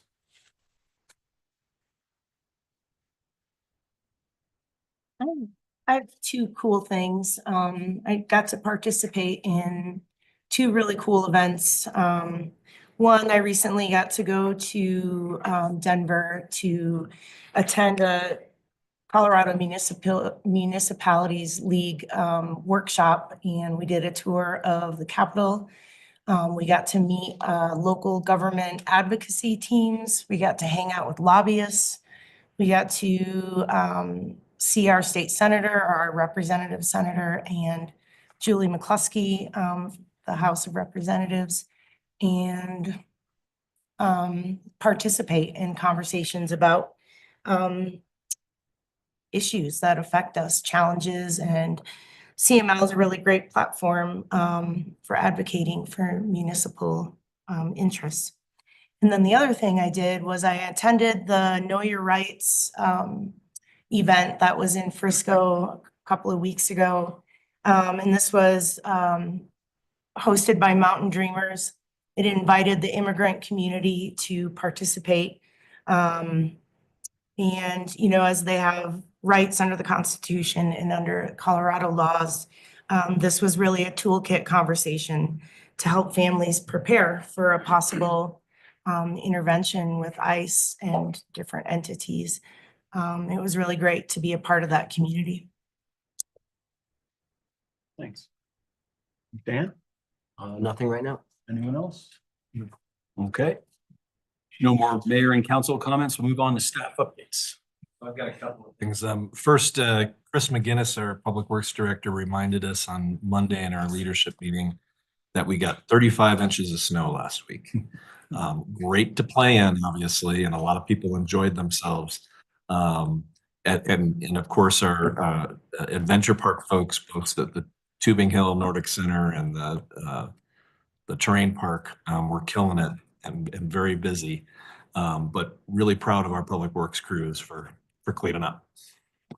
But also, I wanted to mention we've all had conversations with 3 of the HOAs that surround what was the Grand Hotel, is now the White Peaks Hotel.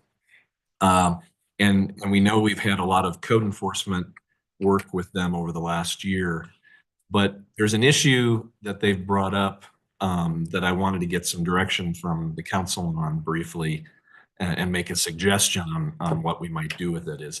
It's kind of the commercial operation within, you know, if a business is staying at a hotel for a temporary period of time and they park their equipment there, whether it's a food truck or it's a paving operation or whatever it is, right? We've gotten complaints about them operating their business kind of in the parking lots, and it is difficult to enforce. There's a lot of things that we enforce that are a lot easier to enforce depending on the cooperation of the property owner. But that is something that perhaps our code doesn't address all that well for that kind of business, a hotel that's housing people temporarily. It might be worth having the Planning Commission and the staff look at that issue itself. I think most of the other issues that these folks have brought up to us really are handled well in the code, and we can deal with those. But this might be one that the Planning Commission take a look at. So just wanted to get your opinion about that. Sure. Anyone opposed to planning taking a look at that? No, I think it's a great idea. All right, great. Thanks, Tom. Thank you. Yeah. Thanks. That will move on to our consent agenda and perhaps a motion. Move that we approve the consent agenda. Second. We have a motion to approve the consent agenda and a second. Please call the question. Alan, Yes. Harrison, Yes. Yes. Jack Adrian, Yes. Gibby, Yes. and Held. Yes. Great. With that, the consent agenda has passed. We'll move on to our first order of new business for the evening. See you later. Yeah. Call me when you need me. You got it. Make good choice. What would Andrew do? Our first item on new business this evening is the council vacancy appointment and announcement for 2 seats. Please note this evening that there will be no public comment pertaining to this appointment deliberation and selection process. This evening, council will deliberate and select the candidates who were interviewed at the last regular meeting on February 11th. Council will select 1 seat at a time and a breakdown of the 2 vacant seats are as follows. Seat 1 is the first vacancy that occurred as the result of council member Lisa Halinko's resignation. This seat was last elected to office on April of 2022. During the 2022 regular municipal election in Frisco, for a 4-term.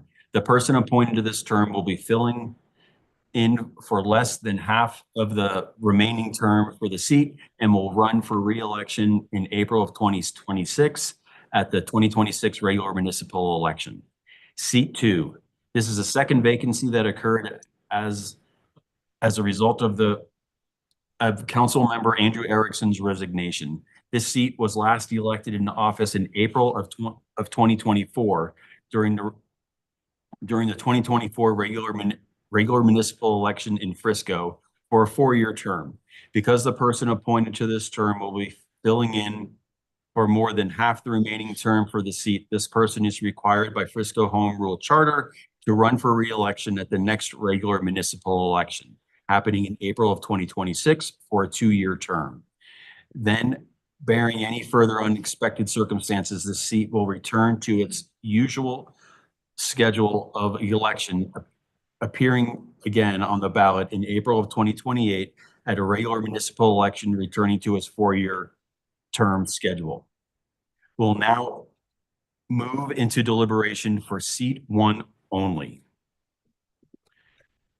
And with that, does anyone have any comments before we move on to the process? Anyone at the dais? Andy held online. Yes, please.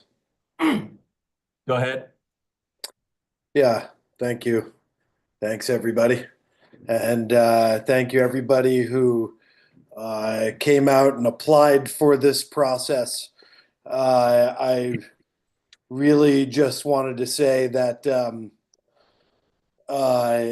it's important that everyone shows up and we only have a choice here of 2 people of 8 really good candidates.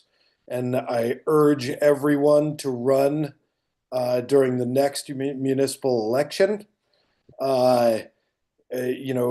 We had to break it down and pick only enough for these 2 seats.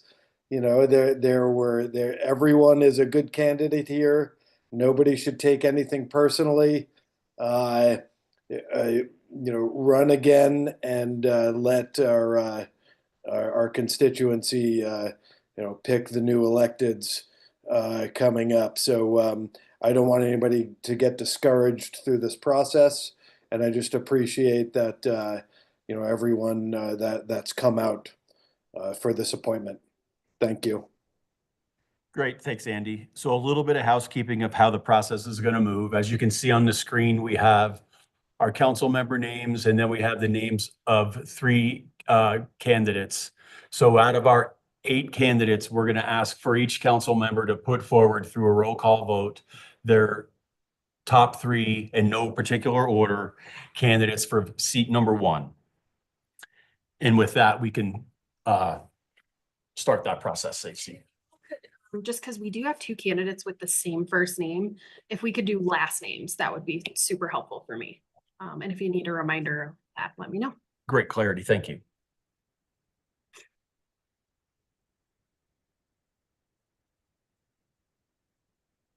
Who wants to go first? Well, I guess I'm at the top. Whatever you all decide. Well, I put my names through a random generator so as to pick for me of my 3 names so that no one was at the top or bottom. So number 1 would be Robin Goldstein. Number 2, Durant Abernathy. for 3, Zach Ryan. Would anyone else like to go next? I'll go. First one, Zach Ryan. Amy Goldstein. Robin. Robin Goldstein. Yeah, That's what did I okay. say? Sorry. That's why the last And, Arnold. David Arnold. Okay. Andy, would you like to go next? Yeah, sure. First one, I'll go Robin Goldstein, Jamie Callahan, and Zach Ryan. Mayor Inkin, would you like to go next? Certainly. Let's go Zach Ryan, David Arnold, and Robin Goldstein.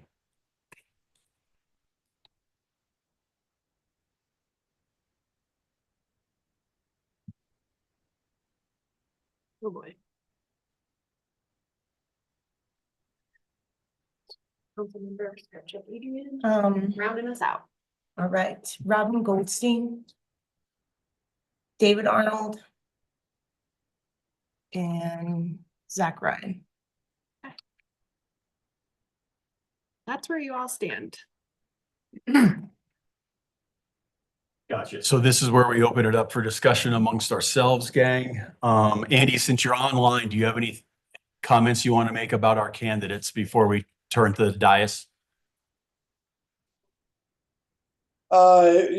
Personally, I was really looking for someone to replace the people that we're trying to replace, and the skills that those people bring that we're trying to replace were important to me, and that's a little bit of what guided my decision on where I'm at. And I don't think we're not looking to debate each person individually. I'm not quite sure how you want to operate there. I really appreciated the way you had expressed yourself there with how you came to your conclusion and your choices. So that's really what I was looking for. Thanks, Andy. Anyone else at the dais have any comments, discussions, clarifying? I felt like this was a really hard, I think there was a lot of great candidates and it was hard. I made notes. I highlighted all the favorite things about each candidate. And when it came down to it, I kind of did the same thing Andy did. And I had to try to, because of the flow of the council currently, it was my goal to keep that intact. Yeah. Got it. With no other comments, gang, if we look up at the board, what I would entertain right now is a motion and then a second, and we'll take that into a roll call vote for our first open seat. Mr. Mayor, given the layout of the candidates that have been put up on the board, I would make a motion to appoint Robin Goldstein as our first appointment of the night. Got it. We have a motion for Robin Goldstein. Do we have a second? Second. We have a motion and a second for Robin Goldstein to fill the first vacancy as discussed this evening. Please call the question. So moving to rotate Inkin, Yes. Scripcheck Adrian, Yes. Kimmy, Yes. Held, Yes. and Alan. Yes. Got it. With that, we have our first seat to be filled by Robin Goldstein. And now we'll move on to our second seat. We're going to follow the same process, everyone. Stacy's going to clear the board and we're going to come forward with 3 more names. And then we'll go through that same process. And we'll just go with the same order we did them last time, if that works for everybody. Because it's right in front of us on the board.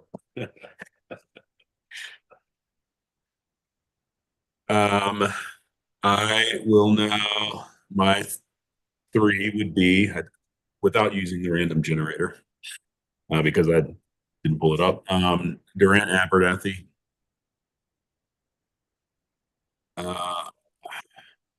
1 second, sorry. Zach Ryan. Hot speech.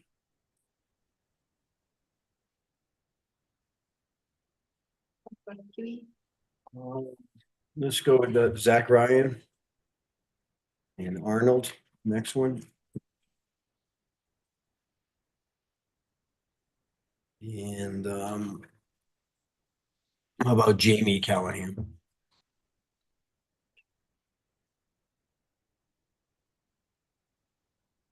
Yeah, I will say Jamie Callahan, Zach Ryan, and David Arnold. I think my mouse batteries are dying. It's not cooperating, I'm sorry. Oh. Really? Wait, we're back. Councilmember Held, can you repeat your second and third choices? Yeah, Zach Ryan, David Arnold. Thank you. Sorry. Appreciate that. Mayor Inkin?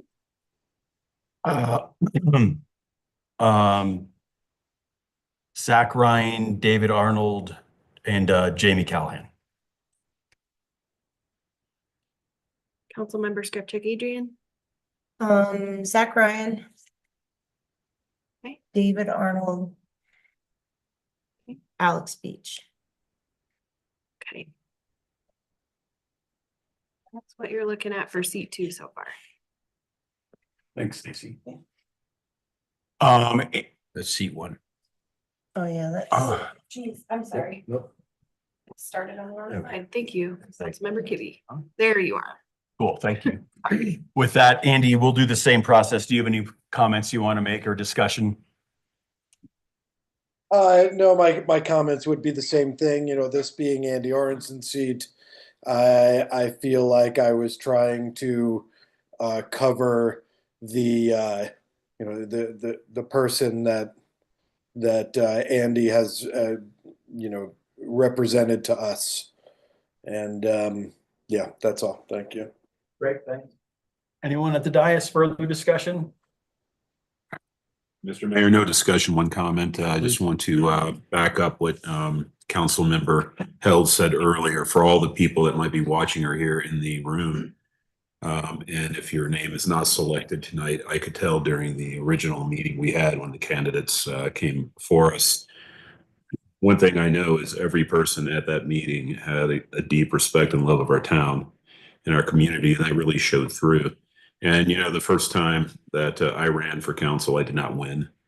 I encourage everyone that is not going to be selected in this to consider, again, don't give up and consider serving in the future too. That's all I have. Great, thank you. Got it. With that, gang, I would entertain a motion. Mr. Mayor, I make a motion that we move to appoint Zach Ryan to the second position being appointed tonight for town council. Got it, thank you. We have a first and a second.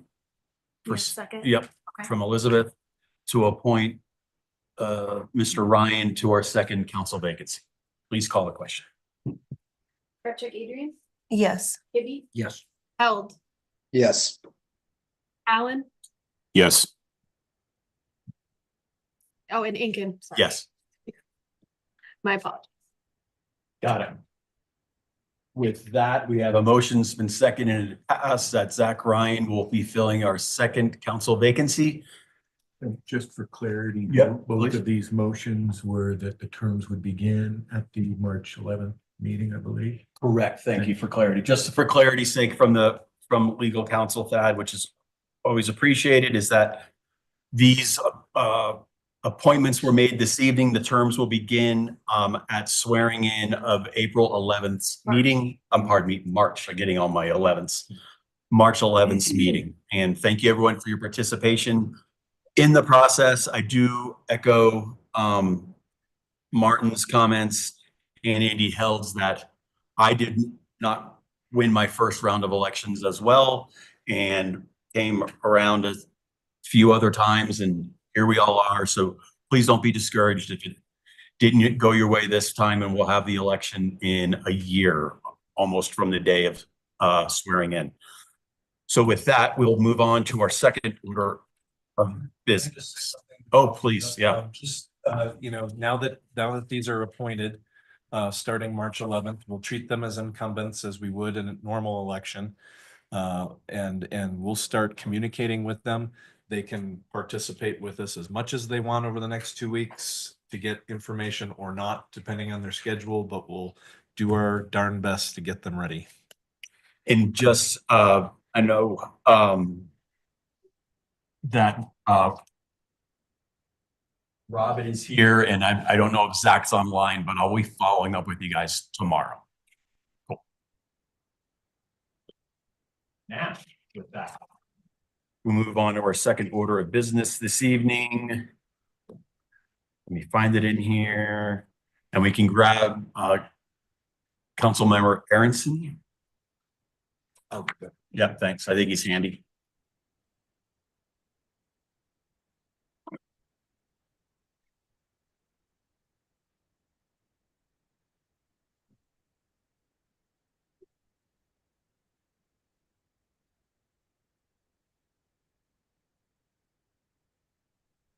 Great. Councilmember Aronson's making his way in. And our second item on the new business this evening is the first readings of ordinance 25-03, an ordinance making supplemental appropriations to the 2024 budget. And with that, we'll open the public hearing with Finance Director Leslie Esquires. Hi. Leslie, do you mind if I just go through, because I was watching, and I want to reiterate what you guys said. Yeah. I'm not leaving for anything other than geographical change, because I really enjoy it. And good luck to, I don't know if Zach's on it, but, I appreciate it. It's a great place to spend your Tuesday nights. Because Mondays are full of football. Yeah. Right. Cool. I'm sorry to interrupt. Andrew, thank you. Leslie, thank you for entertaining us. Cool. With that, let's go. Good evening, Mayor and Council. So we adopt an annual budget in October of every year, and I think it makes sense that throughout the year that occurs after that, there are some changes and amendments that need to be made to the budget. And our town code requires for that to occur by ordinance. So we have before you ordinance 2503 to amend the 2024 budget with just a few items. These should all be items that you have heard about throughout the year, should be no surprises. So the proposed amendments total $2,252,853. And I welcome any questions about the proposed amendments. Any questions about the 24 appropriations discussion? No. No. I think we're good, Leslie. Thank you. Thanks for all the hard work. And with that, we'll open it up to public comment. Any public comment in the room on this item? Any online? Well, Mr. Mayor. No public comment in room, none online. I'll come back to council for any further discussion or a motion. I move that we approve ordinance 25-03 first reading. Great. Do we have a second? Second. We have a motion and a second by, he'll be right back. I was like, he's my first vote. By Elizabeth. We'll pause for a moment.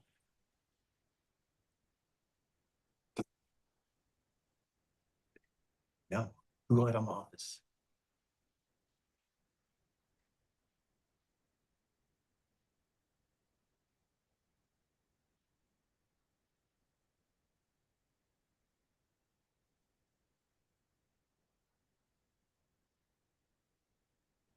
Well, Thank we'll you, have a Leslie. majority. Yeah. If we're good. Yeah. Yeah, you've got a quorum. Yep. Let's, please call. Okay, so Kibbe, we're just gonna mark as absent for this particular vote. Held, Yes. Allen, Yes. Aronson, Yes. Adrian, Yes. Patrick, Adrian. Yes. Great. Thank you. The motion passes. Andy, if you didn't see, Dan had to step out of the room, so we just moved on without his vote since we have a quorum. That's fine. With that, our third item of new business this evening is the first reading of ordinance 25-4, an ordinance making supplemental appropriations to the 2025 budget. We'll open the public hearing and turn it over to Finance Director again, Leslie Edwards. Thank you, Mayor. So as I mentioned previously, the town code requires any budget amendments to be done by ordinance. So we are proposing ordinance 2504 regarding amendments to the 2025 budget. The items that are presented in your staff report and in the ordinance are really related to items that are being rolled over, if you will, from the 2024 budget. So these are related to plans and projects that were originally appropriated in the 2024 budget. They're still underway. Staff is requesting that we allow the funds to be spent in the 2025 budget in order to complete these plans and projects. There are also some revenue items in here related to grants.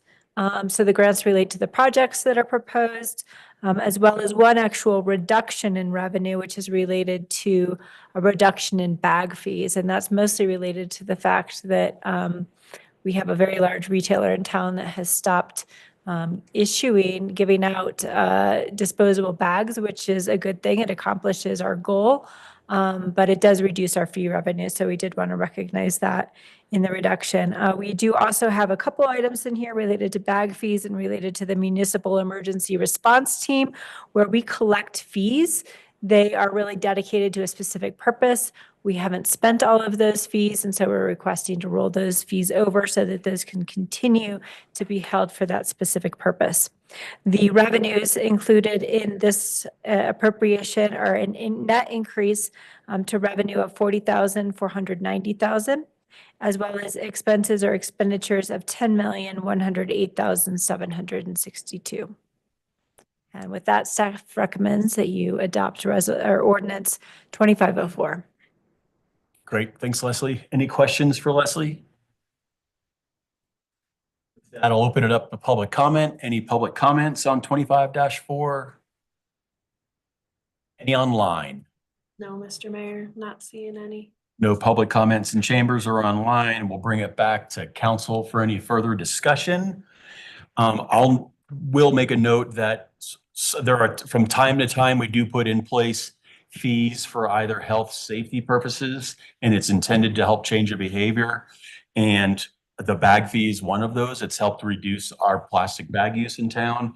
We are seeing that with some of our other items that we've had these initial things in place, and it will cause this council to make some tough decisions going forward with how those dollars are appropriated towards programs that rely on those funds. While they're being successful, they're also going to cause further hard conversations when it comes to the funding, just setting the table for future conversations. With that, I would entertain a motion. Mr. Mayor, I move that we approve ordinance 25-04. Second. We have a motion to approve 20-04 and a second. Please call the question. So we have Held, Yes. Cowan, Yes. Aaronson, Yes. Inkin, Yes. Kirkpatrick, Adrian, Yes. and Kibbe. Yes. Great. Thanks, Leslie. That motion passes. Our fourth item of new business this evening is the first reading of ordinance 25-2, an ordinance authorizing the sale of condominium units to the Colorado Department of Transportation at the residence at Granite Park. Here. Gosh. New haircuts every day. Right? Right. That's why he got here so quickly. You all make him get your haircut? Thank you, Mr. Mayor. Yeah, so James, sorry. similar to what we used to do with Housing Helps, the Granite Park project is owned by the town of Frisco and was developed by the town of Frisco. So in accordance with our intergovernmental agreement with CDOT, we are to convey their 11 units, the other 11 units the town owns. We are to convey their 11 units to them. So in order to achieve that, we need 2 readings of an ordinance to do so. Any questions for James? No questions. From council, we'll open it up to public comment. Any public comment on 25-2? None in chambers, none online. Come back to council for any further discussion or a motion. This has been one of the projects that started a long time ago. went through a long process. It's been built and we're going to have residents. And so that's 11 of our residents plus whatever CDOT does with theirs. So congratulations on getting to the finish line. Good job. Yep, thanks for all the hard work. Motion, anyone? You only have a few left. I move that we pass on first reading ordinance 25-02. Second. We have a motion for 25-02 in a second. Please call the question. Yes. Aaronson, Yes. Incan, Yes. Scriptic, Adrian. Yes. Kibbe. Yes. And Held. Yes. Great. With that, this motion passes. We have no other items of business on the agenda for this evening. With that, I'd entertain a motion to adjourn. So moved. Oh, I'm sorry. Oh, You Mr. can go the Mayor, I long way. move to adjourn. We have a adjourn in a second. We are adjourned. Have a good night, everybody. Thanks for all the work. Thank you. Thanks, Andy. See ya.